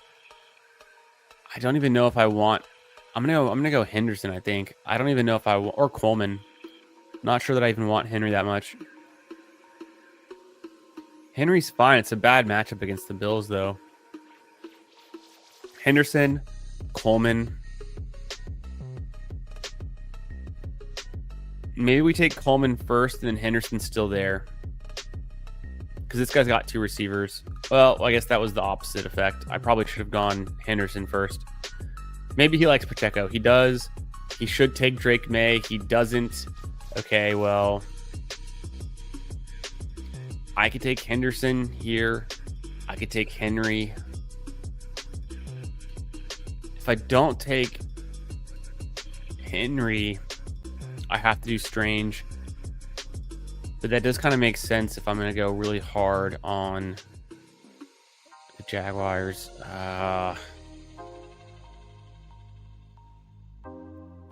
I'm going to go Henry because I don't want to get locked out of tight end, and one of these guys might take Brenton Strange. I wouldn't put it past him. Dustin wants to know, am I going Ertz or Kelsey? I think with Jaden Daniels back, I slightly lean to, I mean, it's like, it's a good spot to be in, right? For Ertz.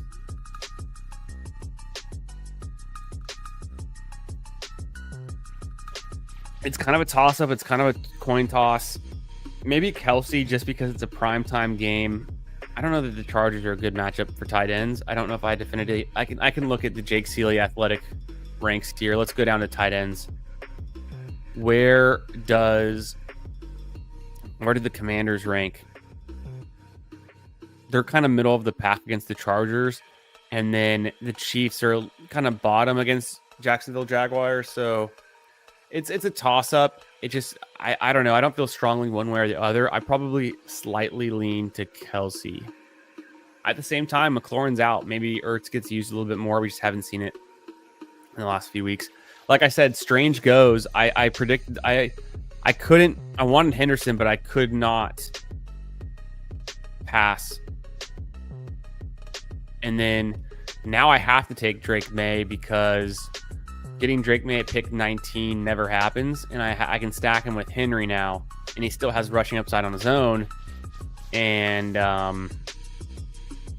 you know, it'd be fun to take a Trevor Lawrence team. I'm trying to do it, but someone just gifted me Drake May at pick 19.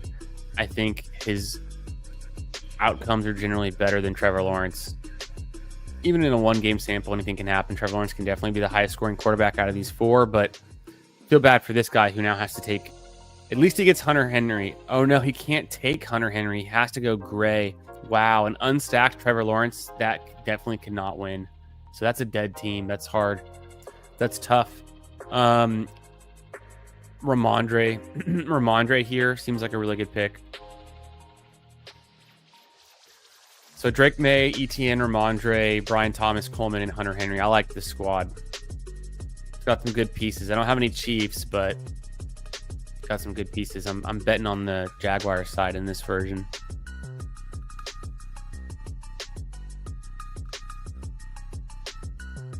Let's do another one.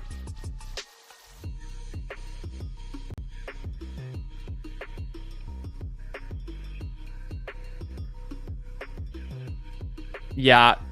I like the Falcons' offense going forward. I think Michael Penix Jr. can be real good. He has some ups and some downs, right? High variance. What's up, Rushman? How we doing? Oh, I gotta catch up. I gotta catch up a lot. I went off on that tirade finishing out that draft, but oh, I finally get the 101. Let's go, James Cook. It is. It's gonna be fun.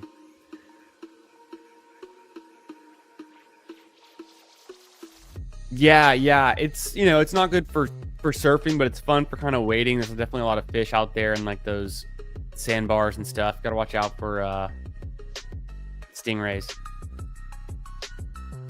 Rushman, how we doing?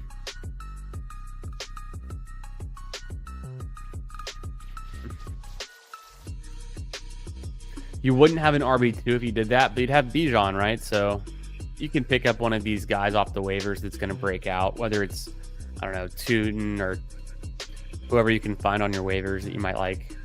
Might be worth it. I like RJ Harvey. Ollie Gordon, Ray Davis, that's tough. Kendre Miller is nice. I like Harvey a lot more. And then I'm a big Jaden Blue guy, so I want to see what Jaden Blue can do this week when he gets his first touches of his NFL career. That's not preseason. He had some decent showing in the preseason. The coaches, they're here and there on him, but I think we can see some good things. I'm hopeful. Fingers crossed. He could be a breakout. So I think you're definitely good with Harvey, though, there. And then Kendre Miller is pretty exciting, too. Alvin Kamara's been awful. If it wasn't for his pass catching, and even then it's like barely bailing him out, but Kamara can hardly be worse. Kendre Miller is going to start to get a little bit of work, and we'll look more into that in a second. Okay, so James Cook, Allen and Mahomes are already gone. I have to take Drake May here with Diggs unless I want to suffer the consequences of having to do Trevor Lawrence without Brian Thomas Jr. or ETN, which doesn't seem amazing unless I did it late with Hunter and Strange. So maybe I could do that. In that case, if I did do it later with Hunter and Strange, who would I want here? to go with James Cook and Diggs if it's not May. Would I just want Hunter Henry? But if I have Diggs and Hunter Henry, I probably should want May. So I am just going to take May. Kelsey's an option. He might come back around. Probably not. I'm just going to go May. Make it easy on myself.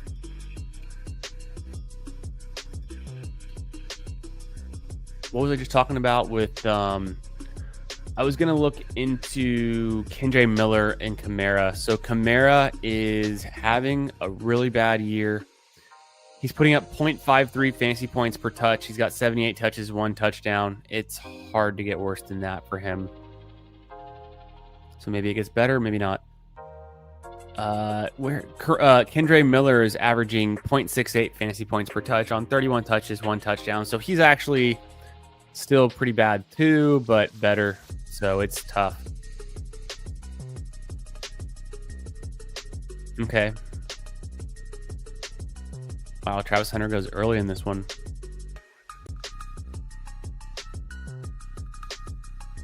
Stevenson goes kind of early too. Who's available then? Pacheco's still there. Is this my Pacheco team? It could be. I do want a piece of the Chiefs. I could play it through Pacheco. Pacheco's been bad. Fantasy points per game. Let's go to Pacheco. If I could get to him before I had to pick. There he is. 0.64. It could be worse. Pacheco, Kincaid, or Hollywood. I'm going to go Hollywood. I have James Cook. I don't need Pacheco for any reason. So I'll do Hollywood. I'm not going to do Pacheco. And then I'll do Kincaid. Yeah, that was a nice pivot. I almost took Pacheco. Probably better that I didn't.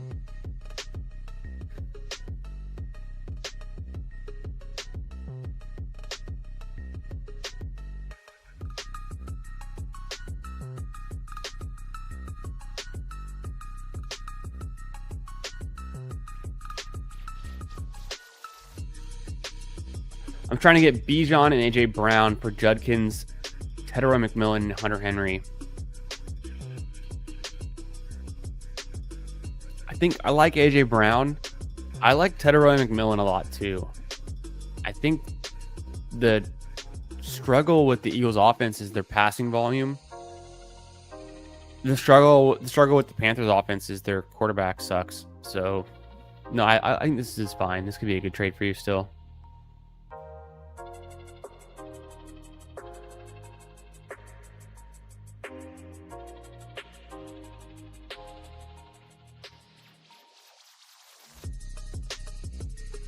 All right, let's see.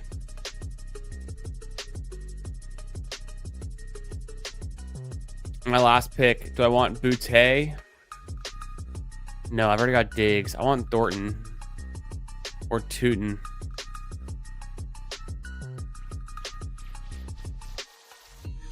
I'm fine with going Thornton there.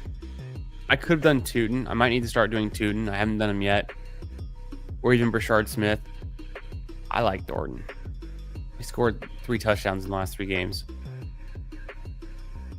Brown and Thornton feels like a good way to get the upside of Mahomes.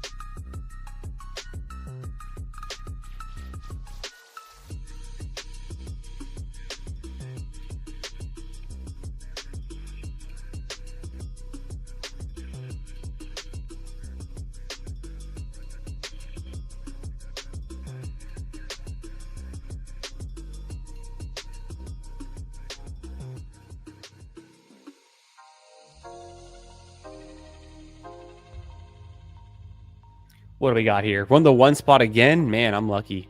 Another James Cook team it will be.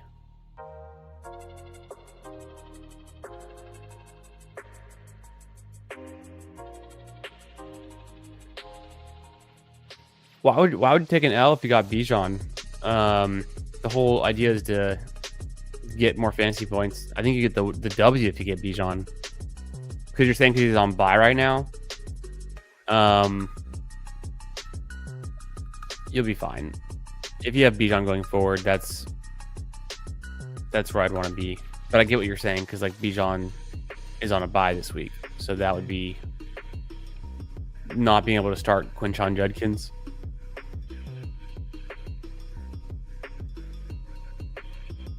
If you could sell RJ Harvey and Judkins, does that make it easier?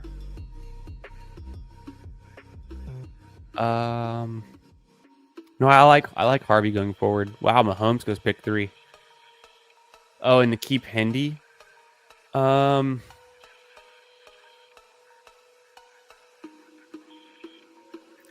think both can have a fine matchup this week. I think Henderson's matchup is probably a little bit better than Harvey's, but with the Broncos facing who was it again? The Eagles, right? Yeah.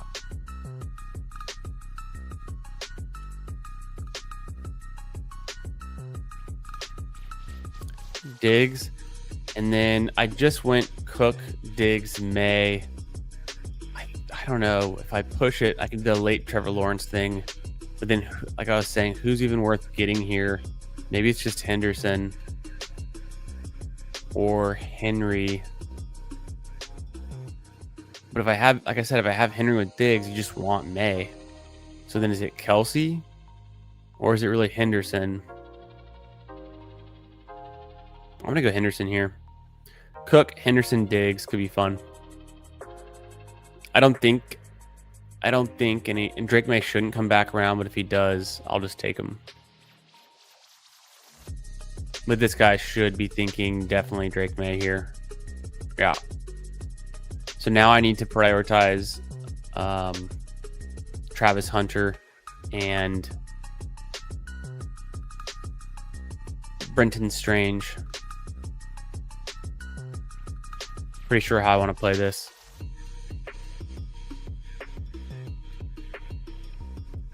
So Strange for my tight end, Hunter for my wide receiver 2, and then my last pick will be, of course, Trevor Lawrence. And like I said, this is a weird slate where everyone is getting locked out of tight end.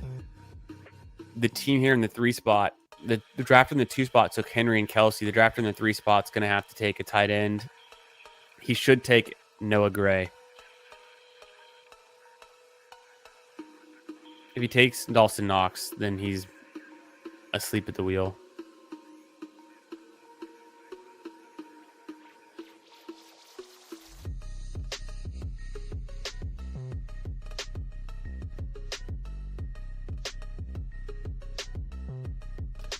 I think so too. I like Kellen Moore. I'm not completely out on Rattler. He's been kind of surprisingly intriguing. He had one good fantasy game. He has kind of a sneaky upside. So this team ends up being Trevor Lawrence. I finally built a Trevor Lawrence team, and I did it in kind of a weird way because I have Travis Hunter and Brenton Strange over Etienne and Brian Thomas, which I was originally going for, and then Drake May kept falling to me. James Cook, Trayvon Henderson could be a fun 1-2 punch this week. Definitely could be what you need. Stephon Diggs. He's back. Is he back? We'll find out. Is he back to being himself post-injury? Let's do another prime time hurry up on Underdog. Yo, what's up, Bo? Oh, yeah. I think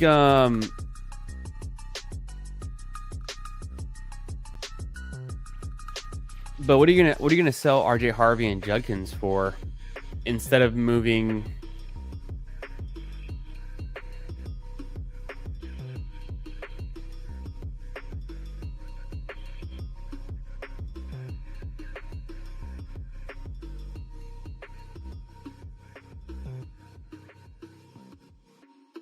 I forget.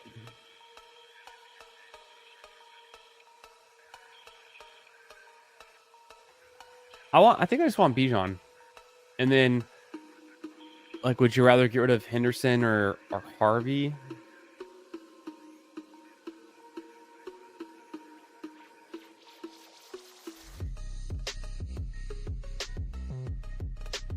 Because you were saying trade Henderson and Judkins. What's the difference between trading Henderson to Harvey? You think Henderson's better?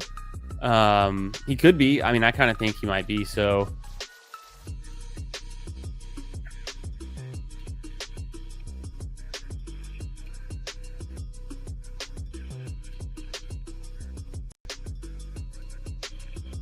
I don't know that you would definitely necessarily know that you would lose just because you have Bijan on a bye. Because I mean, your other running backs are pretty weak, but you just get lucky, or the rest of your team can carry. But I think I still want Bijan. What's up, Nihal? How we doing? Do you do Garrett Wilson and Worthy for Amon-Ra? I think I would. I'd want to consolidate up, but that is kind of paying a lot because you can start Garrett Wilson and Worthy.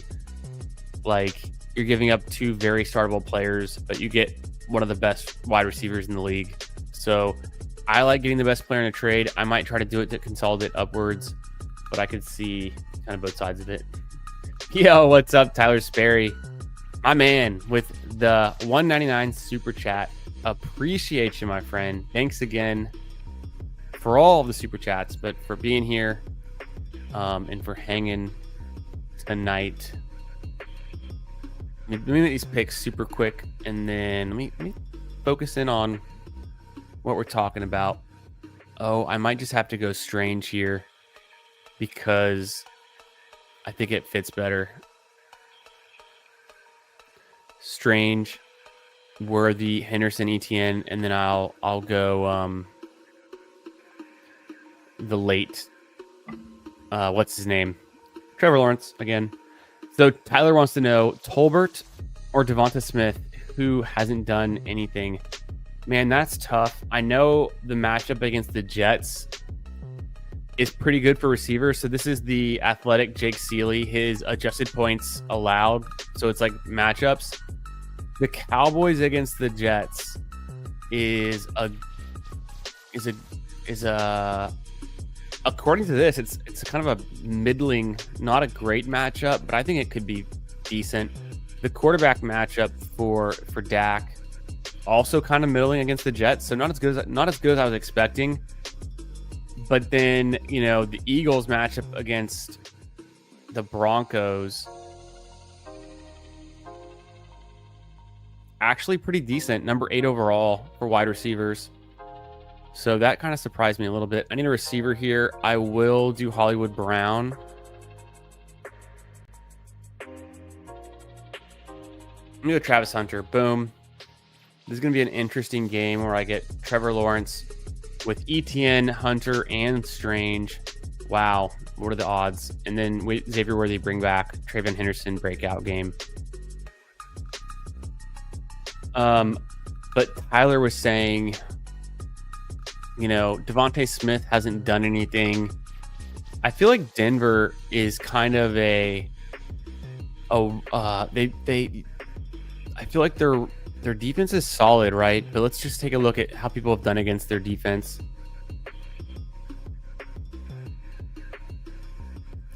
Opposing defense is only, 17 points per game, but the Eagles are good enough offense they can get it done. Only 186 passing yards. They've allowed 99 rushing yards per game. So pretty only 2 passing touchdowns. Pretty stout defense. I think this is a tough matchup compared to what the Jets have been letting up. And we just saw against the Dolphins, but the Jets allow 30 points a game. They allow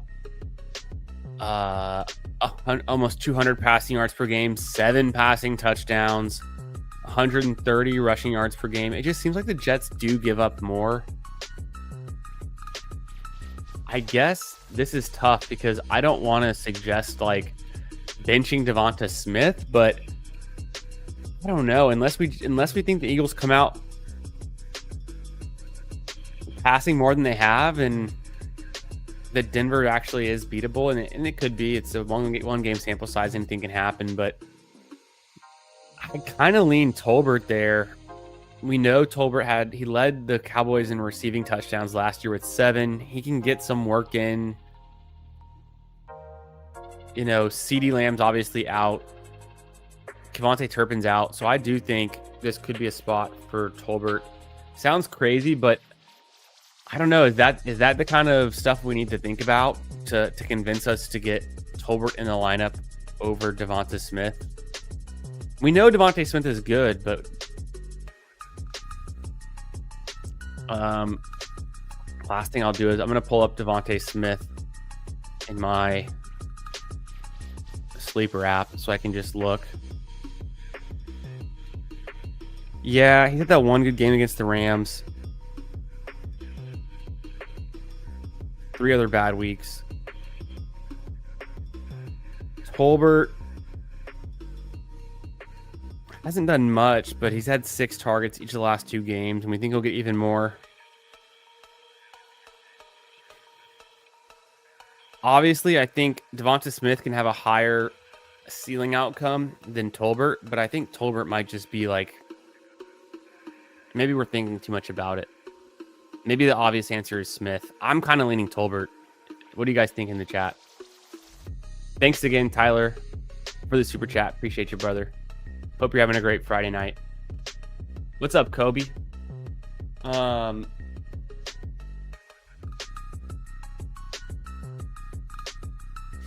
I see. I kind of just want Bijan. Take advantage of the desperate guy who's worried about bye weeks and go get Bijan. What if you win this week, even with Bijan on a bye? Then you have Bijan the rest of the season going forward. What's up, Kobe? How am I feeling about Kincaid? Should be ranked above guys like Ertz and Goddard.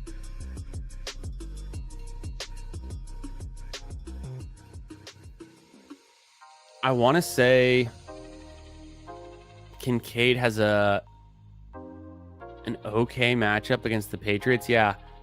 Adjusted points allowed. These are positional rankings from Jake Seeley in The Athletic. Buffalo is the 4th best tight end matchup against the Patriots. So I think I'm confident that we can get some Kincaid usage that's good. So I would probably put Kincaid above Ertz and Goddard for right now. Also, I want access to the Bills and Josh Allen's scoring. Yeah, this is also what I believe to be true, Suave. So thanks again, Tyler Sperry. Be growing stuff. What's up? What's up, my friend? Pick 3, half PPR.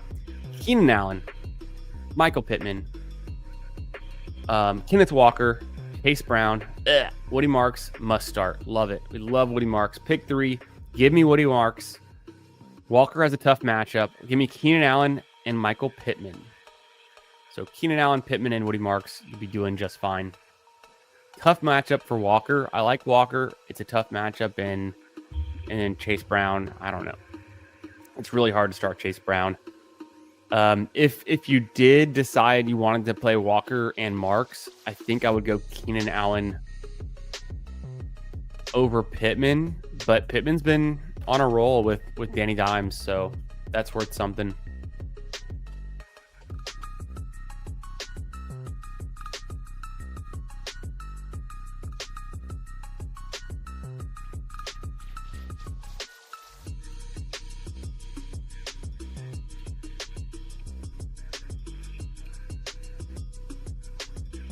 Brent McKenzie, what's up, brother? Hope you're having a great Friday. Wants to know, Woody Marks or Jalen Waddle this week? PPR, thanks, dog. Bro, I'm all in on Woody Marks. I'm going to show you guys something. Let me close out of these extra tabs. All right. These are the individual... Whoops. So the answer for me is Woody Marks. But let me tell you why. Oops. I'm on the wrong screen. Go over here. Okay.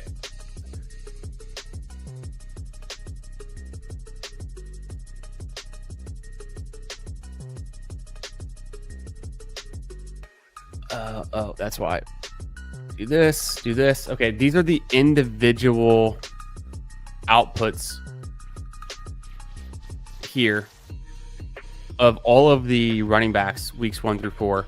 Woody Marks has the 11th highest scoring running back performance on the entire year. That's higher than Amari Hampton. That's higher than Jahmyr Gibbs' best game. Higher than Mason. Higher than McCaffrey's best game. Higher than Achan's best game. So Woody Marks playing like half of the snaps. He touched the ball. I think I have that over here. He touched the ball 21 times. He had 1.23 fantasy points per touch. He had the 2 touchdowns, 119 total yards. Woody Marks just went off and had one of the top 11 elite performances from a running back we've seen all season. He's a must start for me. Yes, it was the Tennessee Titans and it was a blowout and it was a smash spot for him. He's going up against the Ravens this week. They're the worst defense against the run. Literally the worst, even worse than the Titans. And they don't have Lamar Jackson. So this also could be a game where he gets a ton of touches. And let's see if he can keep it up. So I'm so in on Woody Marks. I'll scroll down a little bit here. Yeah, Woody Marks is the guy that I think we're going to see some good things from the rest of the season. Pretty excited about that. And I've never been in on Woody Marks. I had to see it to believe it, but I've seen it. It speaks for itself. You got to start Woody Marks going forward. Waddle, though, exciting because, yeah, Tyreek Hill being out, more targets. At the same time, it's definitely Woody Marks. He just had 21 touches. Yeah, low on Keenan. I think that's fair. We should see a Lad bounce back at some point too, right? Nihal wants to know, how good do you think Dowdle is this week? I think he is good. Would I play him over Lad? Maybe. I don't want to. I want to play Lad. But, like, Dowdle should be the workhorse for the Panthers this week. Against the Dolphins, right? And it looks like a pretty good matchup. Let's see where they fall in here. 13 overall. We talked about them. So I think it's a decent matchup. I still want to go Lad McConkey. I have faith. So for Chase Brown, the problem is the offensive line is so bad. The matchup, just running back matchup for the Bengals, it's not actually that good. Detroit's actually a very tough run stop defense.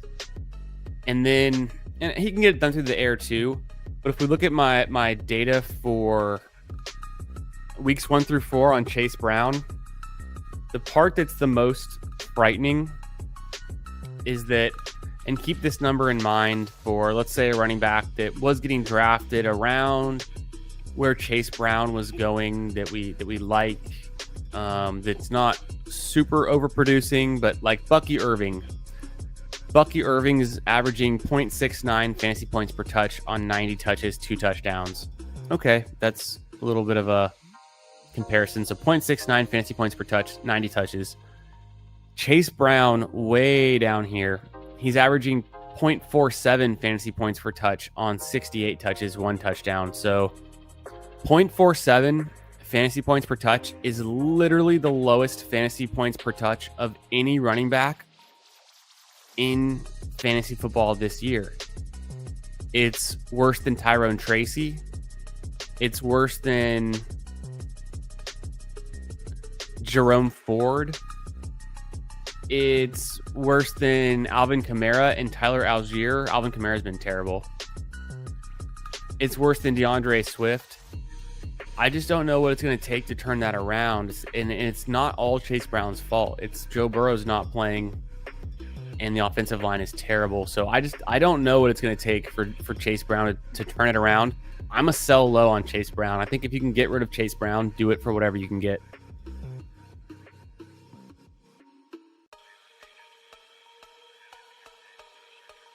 Yeah, if you would have asked me on Tuesday, I was not in on Woody Marks yet. Even on Tuesday, I had to like really think about it and then come around. But now I see the light. It's kind of obvious, at least for this season for fantasy. Brent says, a Woody for Woody. Most definitely. Yeah. The Woody emotes in the chat. Love it. Joe Mixon coming back. He's not coming back. He's not going to play this season. All of the stuff that I've seen, coach speak from D'Amico, Ryan, they're not expecting him back. If Joe Mixon comes back, how healthy is he? If Joe Mixon comes back and he was 80 or 90% health to his standard, then that would cut into Nick Chubb. But I don't know how much it would cut into Woody Marks. Joe Mixon famously never played more than about 60% of snaps, 60% of running back touches for the Bengals all those years, even for the Texans in the most recent years. He always has had a breather back, a third down back that he'd split touches with. So I think even in that circumstance, Woody Marks still has a lot of value, but it would be diminished a little bit. But like Joe Mixon's a replacement for Chubb at this point, because I don't think Chubb goes to zero. I think Woody Marks just gets more of the workload going forward. But I also think Mixon's done for this season, apparently. Messed up foot.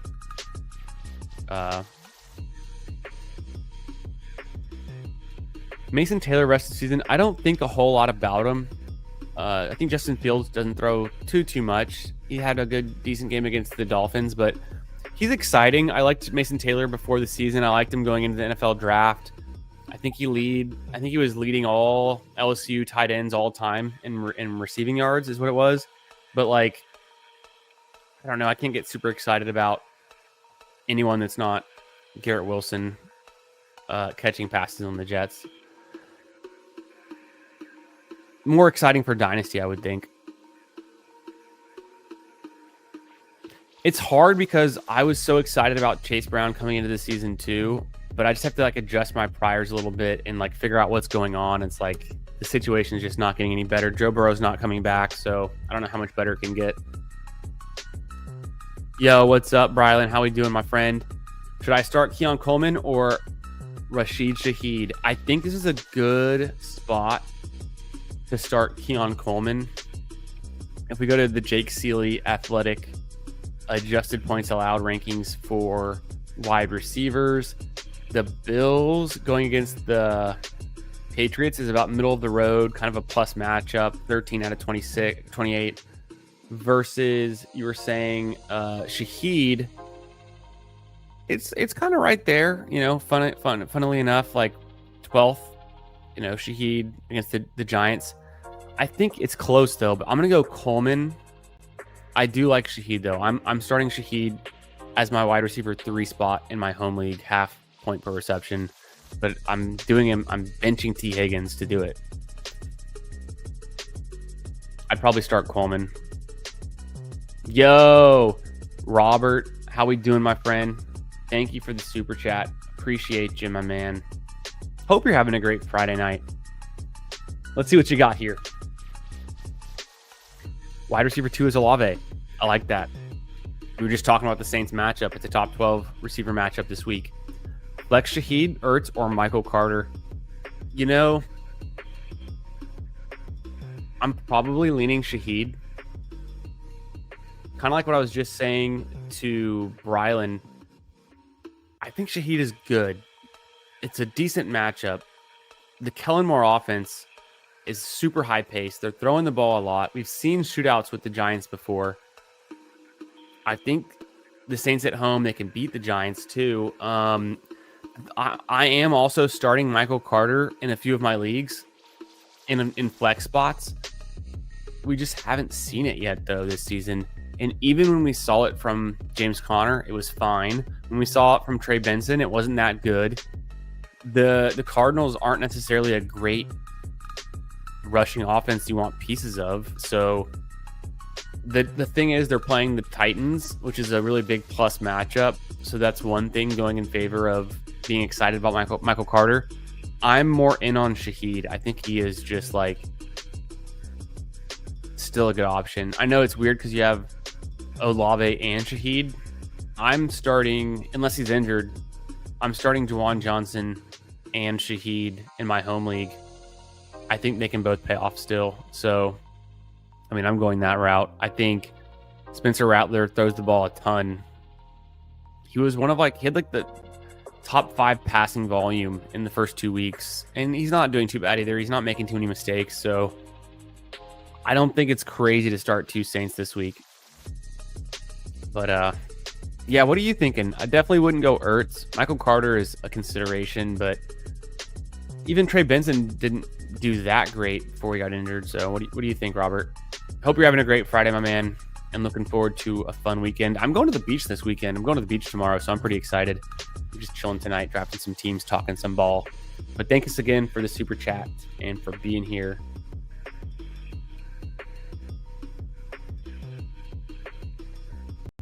Mihal wants to know, would I do Garrett and Worthy for JSN, or is that too much? I think that's too much because Garrett Wilson and Worthy, to me, are both in the same tier as JSN. Yes. Oh, this is Dynasty. I offered the manager Ellick instead of Worthy first. Oh no, it's not Dynasty. It's redraft. I thought you meant like instead of Worthy in a first round pick or something. Yeah, no, I'm not doing Garrett Wilson and Worthy for JSN. That's too much.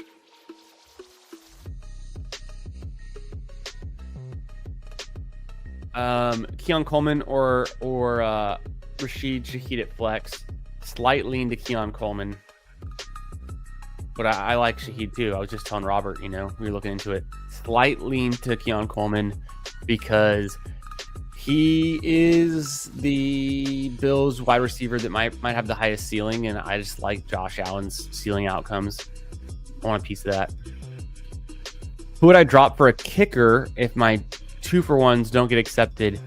Kendre Miller or Carter? Honestly, that's tough. Probably drop Carter. I'm not really expecting a huge performance from Carter. Let's go through the data on Carter, or on the... Let's go through one more time on the Cardinals running backs, because at best case scenario, Carter's going to be at least similar to them. Connor was averaging 0.73 fantasy points per touch. DeMercado doesn't really count because he's only had 4 touches, but he's at 2.28. But Benson, in his 42 touches, was at 0.69 fantasy points per touch. So between Connor and Benson, you're getting like a 0.7 fantasy points per touch, which isn't the end of the world, but it's not incredible. Which means it would take him getting 20 touches to put up, 14 fantasy points on average. So Kendre Miller, we were looking at him too. He's putting up 0.68 fantasy points per touch, so kind of in line with that. But we think his role could expand, and it's hard to be worse than what Alvin Kamara is doing for his own, for what we paid for Alvin Kamara and for what he's historically been so much better. So that is kind of close, kind of tough, but I think we've seen Kendre Miller getting a role, and that could be expanding. He could just end up being better than Alvin Kamara by the end of the season, which seems crazy. I never would have believed it, but it might happen. Michael Carter, he could have some decent value too. I think there might be more excitement around Michael Carter, so you might get away with dropping Kendre Miller and people not reacting and picking him up. But if you drop Michael Carter, someone's going to pick him up. That's tough. I'm on the fence because I think people will pick up Carter preferentially over Kendre Miller, so that might signal to keep Carter. Yeah, bench Chase Brown if the Bengals figure out their shit. No doubt. Tough matchups. Thanks again to Robert. Yo, what's up, Mason? How we doing, brother? Oh, Robert again. Shaheed it is. One more. I got May, Butte, or Chubb. Wow. Thanks, my man. Let's dive into it. I mean, you have May.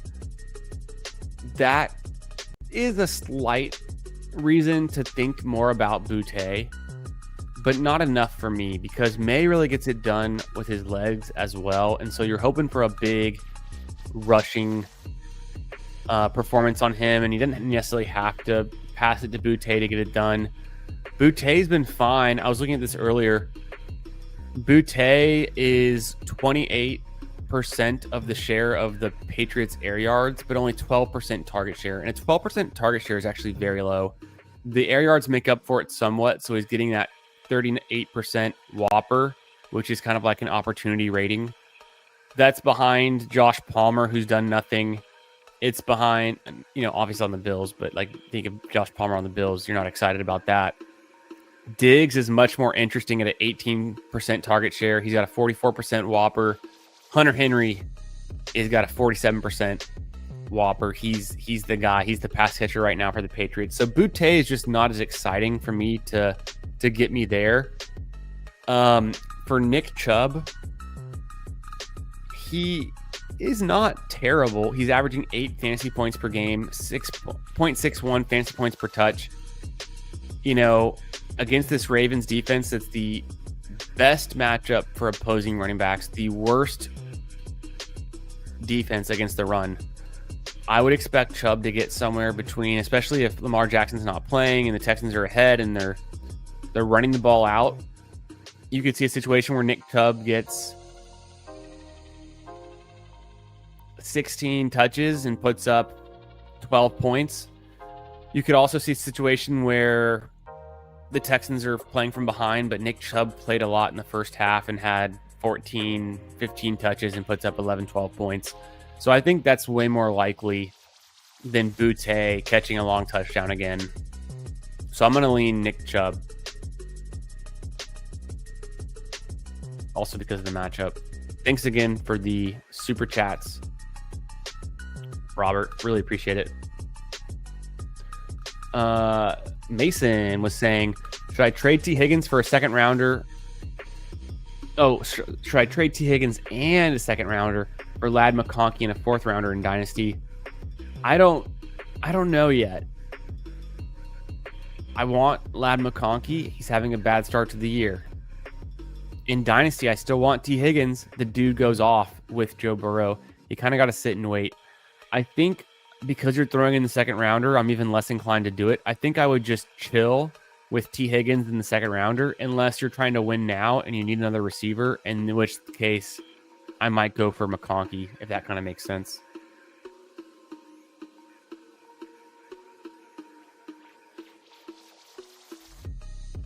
Yeah, let's look at the air yards for T. Higgins. I'm skeptical about it, but T. Higgins has been so bad. I can't get anything out of the Bengals. Let's look. T. Higgins, 33% air yards, but he's turned, he got a 49% whopper. He's turned an 18% target share into, he converts only half of his air yards into real yards. So even though he has a 33% air yard share, he's only converting that into half as many yards as he's being targeted on. His ADOT's fine. Only 1 touchdown, only 27 yak.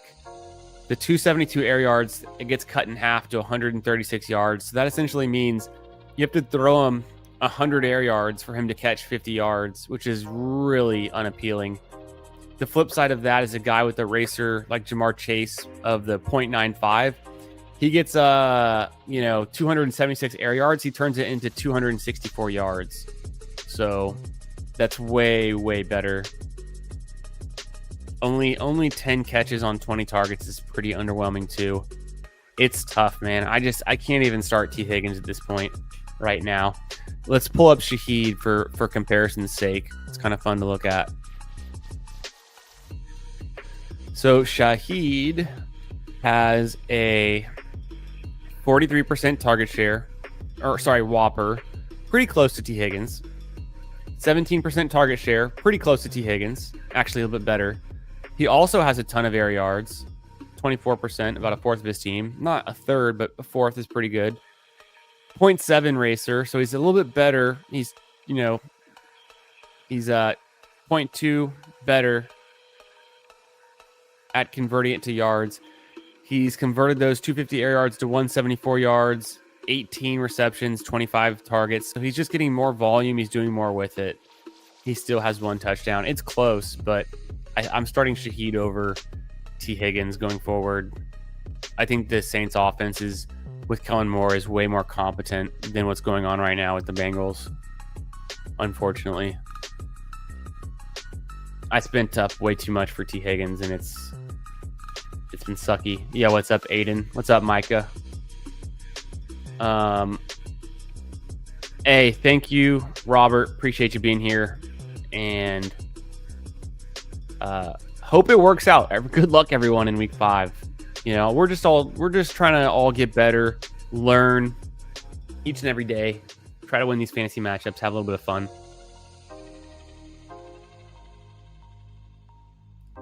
Yeah, Kendre is going to be a league winner. Mark my words. He could be. It's about time.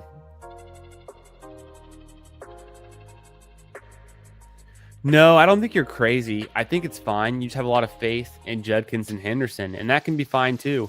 If you'd rather start Judkins and Henderson this week, you know, that's all right. But if you can take advantage of a manager in your league who's really freaking out about the bye week and tries to ditch Bijan Robinson because it's a bye week, I mean, you're not going to go wrong with Bijan. He's a 26-point game. He's averaging 20 points per game. Quinshon's not quite there yet, but he's trying to get there. The thing with Quinshon, though, is I don't know if he has the receiving chops and the number of receptions and receiving floor that like a Bijan has. So Bijan should just be out touching him and having more explosive plays in the passing game as well. So he's kind of game script proof versus Quinshon. Maybe they're in the 2-minute drill or the hurry up offense or from playing from behind and they put in Jerome Ford or even Dylan Sampson, which is kind of what they're doing. Micah says, start 3. Ken Walker, ETN, Dowdle, White, or Pollard. I'm out on Pollard. He's been very underwhelming this season. Ken Walker has a tough matchup, but I do like Ken Walker. ETN is, to me, the obvious start. It is also a tough matchup against the Kansas City Chiefs, but it's kind of fun. You know, you get the primetime game on Monday. So I'm definitely starting ETN. I think it could be a place to potentially spot start Dowdle or White. But, you know, do I really want to start them over Pollard? I mean, sorry, Walker. I think even though it's a tough matchup for Walker, let's go to the running back. Jake Seeley's athletic, adjusted points allowed matchup.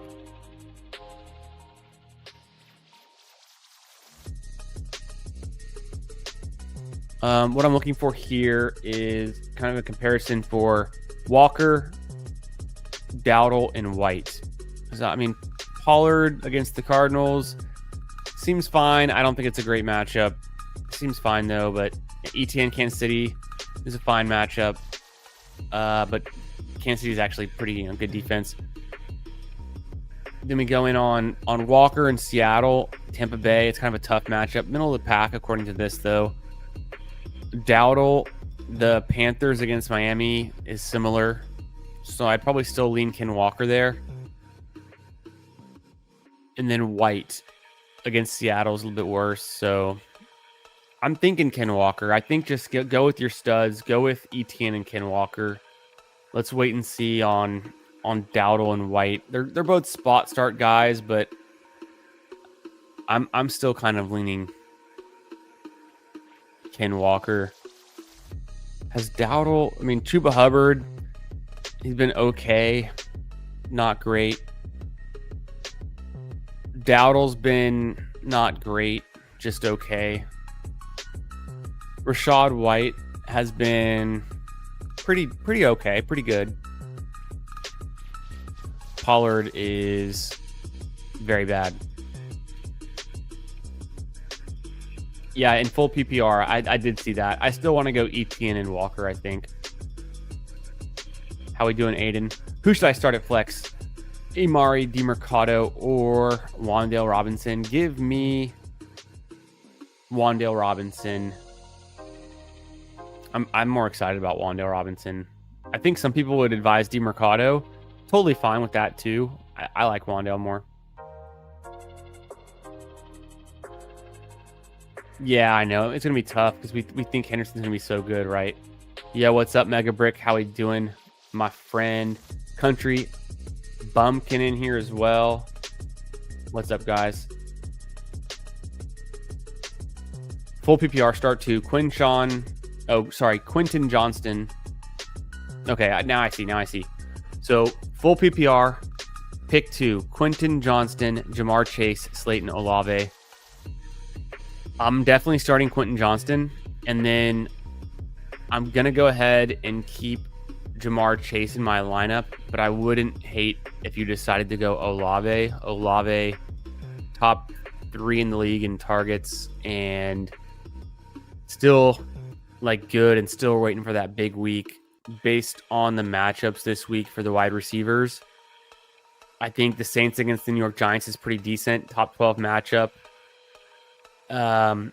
Particularly for the Bengals against Detroit. It's the 21st out of 28 matchup. Not great, but it's Jamar Chase. He's really, really hard to bench, even with the Jake Browning situation. He's the one guy that I think I'm still holding out hope for, but I wouldn't hate it if you started Olave over Jamar Chase. It's just kind of hard to get there, but it might be time. It says start Kyler or Herbert. Give me Justin Herbert against the Commanders over Kyler against Tennessee. I think that's the way I'd want to go. I'm more leaning into Herbert this season so far. A lot of questions. Here we go. Full PPR start Justice Hill or Trevor Etienne. Gotta go Justice Hill in this regard because of what we just saw. And I think Trevor Etienne, we need to wait and see a little bit. But Justice Hill in week 4 had the 8th best fantasy performance by a running back on the entire season. And this is half point PPR. It's even better in full PPR. He put up 26 points in half. He had 2 touchdowns. He had 3.28 fantasy points per touch. He had 117 total yards. He did it on 8 touches. Literally insane. Impossible to replicate. Never going to see that again from Justice Hill this season.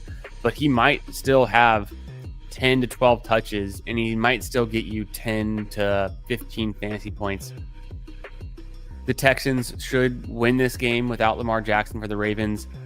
So if the Ravens are playing from behind, if Cooper Rush is dumping off the ball to Justice Hill in the passing game, he gets some usage. So give me Justice Hill. I don't even hate that. I think Trevor Etienne's kind of far reach down, but he should have a little bit of run too. Daddle's kind of the workhorse.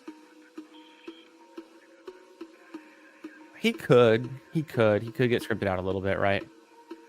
Country says trade McCaffrey and Egbuka for Cooks and JSN and PPR. It's so tough. I really don't want to get rid of McCaffrey. I think we can. The utilization is insane. The pass catching is insane. I think there's still better days ahead. But here's the data. James Cook and McCaffrey are the two. Well, let me scroll down here. Okay, here's the data. James Cook and McCaffrey are the 2 best running backs in the league right now. Cook is averaging 21 points a game. McCaffrey 20. You said it's PPR. This is half point PPR, but I think we're still talking the same numbers essentially. A little bit better for McCaffrey actually with all the receptions he has. McCaffrey's had 100 touches through the first 4 games. Obviously he just played another game, and he did well there too. So I don't want to trade McCaffrey. I know James Cook is good. James Cook's doing it on touchdowns. McCaffrey's doing it on receptions right now. I think the receptions are stickier. I love Egbuka. I'm a big fan. I think Jason's fine too. I don't know if it's enough to go from Egbuka to JSN. for me to give up McCaffrey in full point per reception for Cook. But this is very close. If you feel like you can get something more out of JSN than Egbuka, then maybe you go for it. Pet or AJ Brown rest of the season? No, yeah, it's good. I'm leaning Teteroy McMillan rest of the season because he's getting so much target volume. He's caught 8 receptions in every game he's played. I think the breakout's coming, but I still like AJ Brown a lot. I just don't think there's enough passing volume right now with the Eagles to get there. Yo, what's up, ETX HN? How we doing? What's up, Camo? What's up, Jimbo? Let's see what we got here. Nihal was saying start Ellick, Carter, or Hunter. Probably give me Carter, right? I'm in my full PPR Dynasty League. I'm starting Carter in my flex over Hunter. Doesn't feel great, but I think I'm doing it. Need an RB2 in PPR. Mason going up against the best by far run defense in the league, the Cleveland Browns in London. That's not a great matchup. Dobbins, Harvey, or Henderson. I think this week and against the Eagles, it's pretty bad too, right? For Dobbins and Harvey. So we know you don't want to face the Browns. So that's a slight reason to fade Mason. The Eagles are... Where are we looking?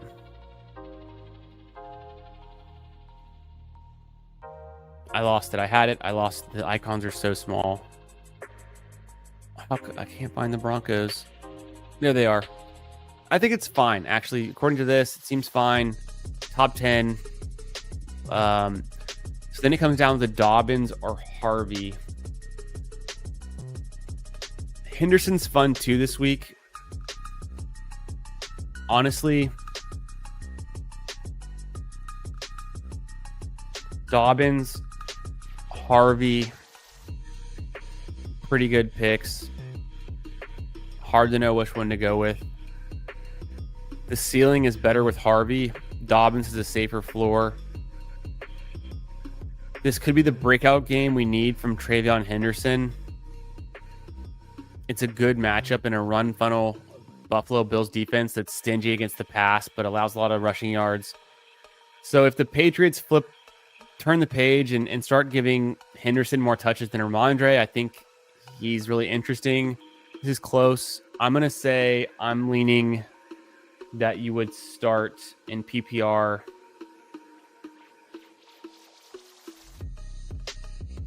I think I'm leaning RJ Harvey, but it's between him and Henderson.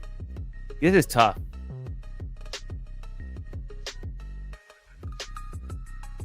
And then it's also kind of like a coin flip between Harvey and Dobbins, just because maybe Dobbins gets it done on the running game and scores a touchdown. But Mason is my favorite talent, in situation based in most weeks. It's just it's the wrong week for Mason. Super chat for a team review? Hell yeah, brother. I'm all about it. I'm in.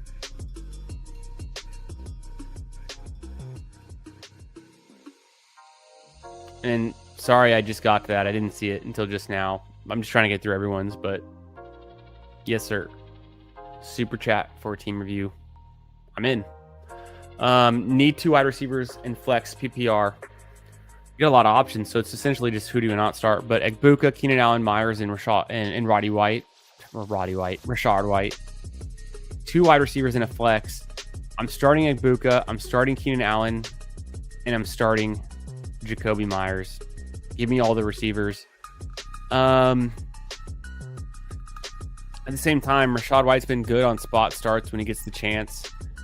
And how's that matchup looking this week for Tampa Bay against Seattle? It's really bad, isn't it? Yeah, it's not a good matchup. The Seahawks have not allowed a rushing touchdown to this point in the year, so I think it's a pretty bad matchup for White, particularly, even though he's getting the spot start. Camo says 10 team, full PPR. Should I trade Derrick Henry, Worthy, Golden, and Dart? Okay. For CD Lamb, Jalen Warren, I assume, but it could be Tyler Warren. And Dowdle, no. I have Gibbs, Quinshawn at running back, and we'll have Lamb, Evans, T-Mac at receiver. I'm not sure how much longer CeeDee Lamb's going to be out. What if he's out until after his bye, and his bye is week 10? He could just be out for a long time. I don't think Jalen Warren and Dowdle gives you enough to make up for the value you're giving up with, assuming this is Derrick Henry and Worthy. And I like Golden a lot too, and Dart's looking really useful for fantasy, so I would probably just hold what you got.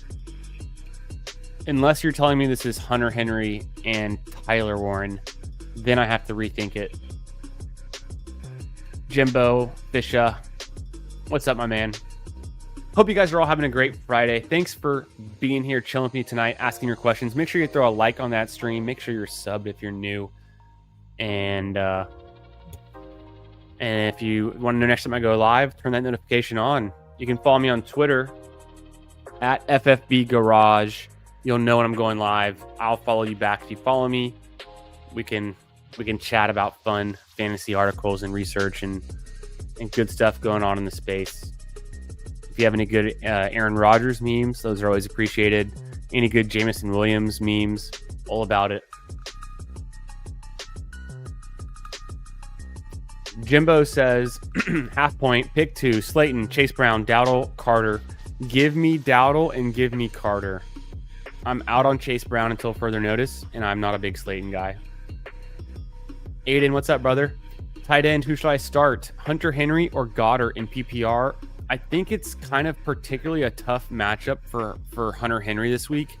I was looking at this. This is Jake Seeley's athletic adjusted points allowed. The Buffalo Bills is the toughest matchup, and I'm covering it with a question, but here it is. The Buffalo Bills. Oh, gosh. I'm on the wrong tab. This is tight end matchups. The Buffalo Bills is the toughest matchup in the entire league for tight ends. And they have one of the best pass defenses. They've only allowed 120 pass yards per game. They allow 140 or 60 rushing yards per game. So their run funnel. I'm going to sit Hunter Henry. I'm going to start Goddard in that situation.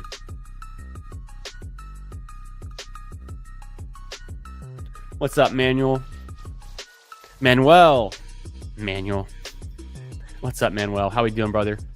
Flex, Rico Dowdle, or Montgomery. Oh, my man. It's easy money. Montgomery. I'm so in on Montgomery. He is averaging 1 fantasy point per touch this season. He's got 49 touches through 4 games. He's putting up 12 points per game. But David Montgomery has the 4th best week for a running back all season among all running backs. He put up 29 fantasy points in week 3.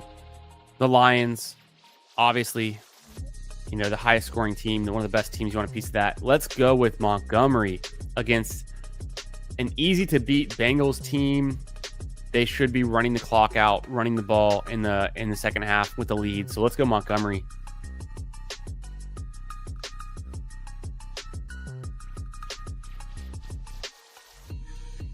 Mason has Cleveland in a bye week, then Eagles, Chargers, and Lions.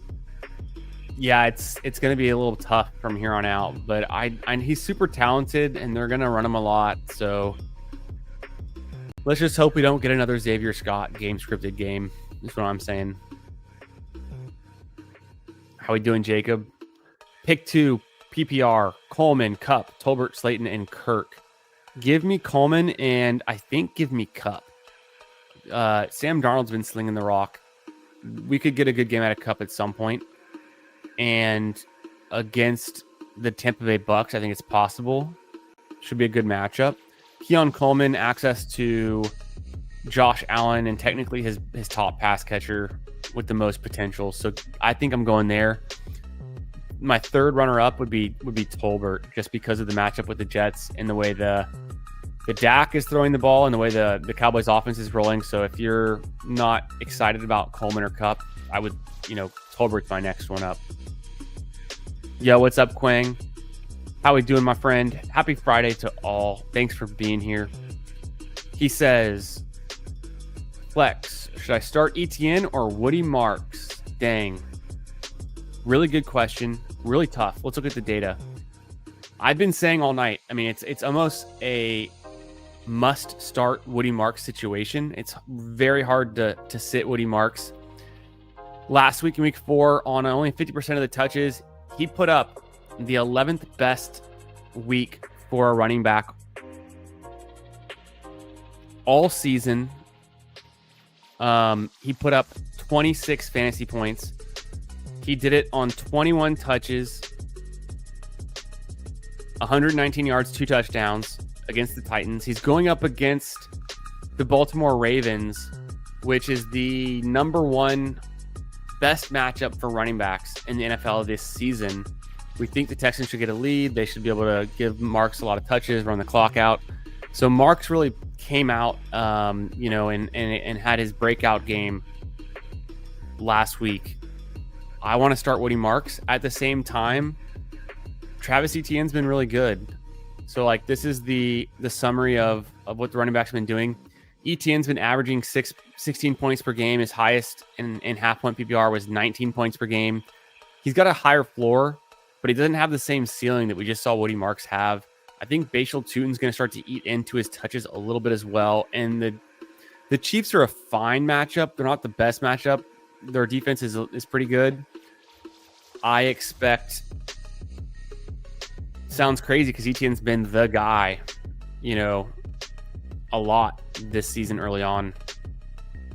I'm going to lean Woody Marks. And I think it's a great, close pick one. But Etienne in primetime on Monday Night Football against the Chiefs, who are really good at shutting down the best player on opposing teams, or Woody Marks against the Ravens, who just lost Lamar Jackson and has like the worst defense in the league. Give me Woody Marks. Based on the matchup, it's close.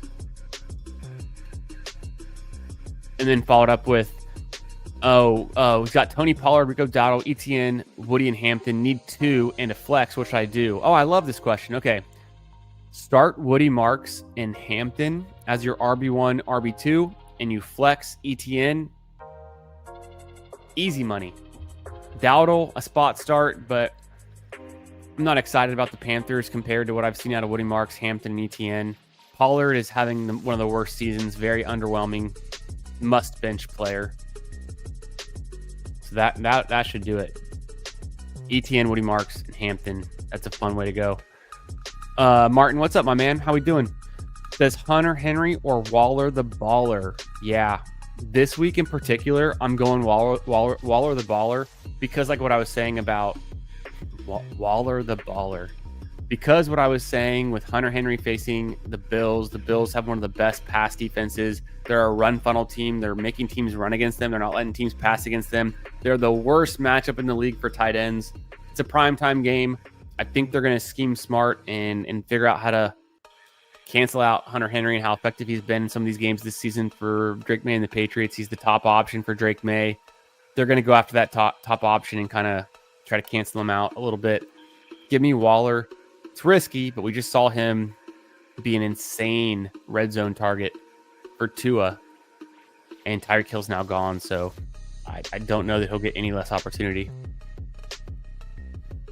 Aiden says, the Hunter Henry or Goddard full PPR. Give me Goddard. We're out on Hunter Henry this week. Even though he's Drake May's top option, the Bills allow the league lowest passing yards per game, and they're the toughest matchup against tight ends. Quang was saying, a guy offered me CeeDee Lamb and Mike Evans for Jamar Chase. Should I do it? I'm 2-2. He's 1-3. Yes. I'm in. Yes. 100%. Maybe CeeDee Lamb doesn't come back until week 11 after his bye. Maybe Mike Evans, doesn't come back until week 10 after his week 9 bye. But Joe Burrow's not coming back this season. The Bengals are in shambles. Best case scenario, you get Mike Evans back, I think, in like 2 weeks. So 1 or 2 weeks. Let's say Mike Evans comes back and it's week 7. Let's say it's CeeDee Lamb comes back week 8. These are optimistic scenarios. We don't really know when they're going to come back from their injuries, but I would rather have CeeDee Lamb and Mike Evans rest of season than Jamar Chase. It's just without Joe Burrow, Not only Jake Browning's not even the main problem. The main problem is the Bengals offensive line. Terrible. So bad. Ruining the opportunity for that whole offense. So I think I would do it. It sounds crazy. And yes, Evans and CeeDee Lamb are injured, but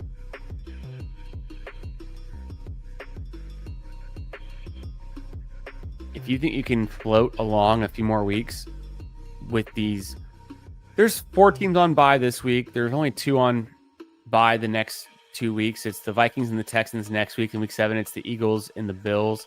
If you can get through these bye weeks and get these injured players back, I'd rather have CeeDee Lamb and Mike Evans in my lineup than Jamar Chase when it counts to win your fantasy championship, at the end of the season kind of thing. But you got to get there. But if you get there and you got those 2 guys,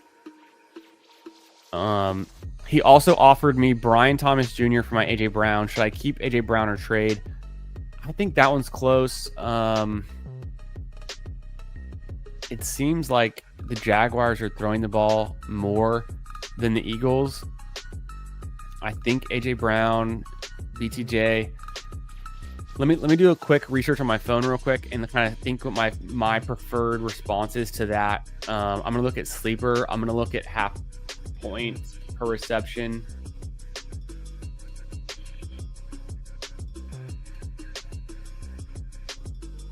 So for Brian Thomas Jr., the encouraging thing is the team is 8th in pass attempts. The negative thing is they're 17th in touchdowns, 21st in passing touchdowns. The positive for Brian Thomas, he's got at least, he has a pretty low floor. He's been pretty bad. No touchdowns. He's a rushing touchdown, but that kind of saved him week 1 where he did nothing. He's coming off a wrist injury, we think.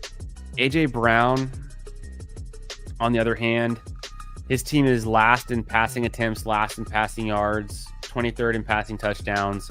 We know they're running the ball a ton. He had a bad week 1, bad week 2. He had a good week 3 with 100 yards and a touchdown. Last week against the Bucs, he had 9 targets, 2 receptions, 7 yards. Man, it's crazy. Give me Brian Thomas Jr. I want to keep Brian Thomas Jr. Oh, no, for your AJ Brown. Sorry, I misread that at the last second. If you're on the fence, I kind of am too, but I kind of lean Brian Thomas Jr. is what I'm thinking. Kind of a slight lean to Brian Thomas Jr. there because they're just going to pass the ball more. There's more opportunity. And I think things get better for Brian Thomas. We know he's a stud. We know he's good. Last season, he was amazing. We were drafting him ahead of AJ Brown going into the season. We've seen one good week out of AJ Brown. We're going to have good weeks to come for Brian Thomas Jr. I don't think it's going to be forever that he's underperforming. So more good things to come. That's going to do it for me tonight. Thanks for being here, guys. Thanks for all the super chats. Thanks for all the comments, the questions. Thanks for liking the stream. Make sure if you haven't already liked it, like it on the way out. And if you want to, I'm going to end it here. Leave a comment afterwards if you have any follow-up questions, sit starts, or any of that good stuff for this week. Good luck in week 5. I'll catch y'all in another one soon. Have a great Friday night. Have a great weekend.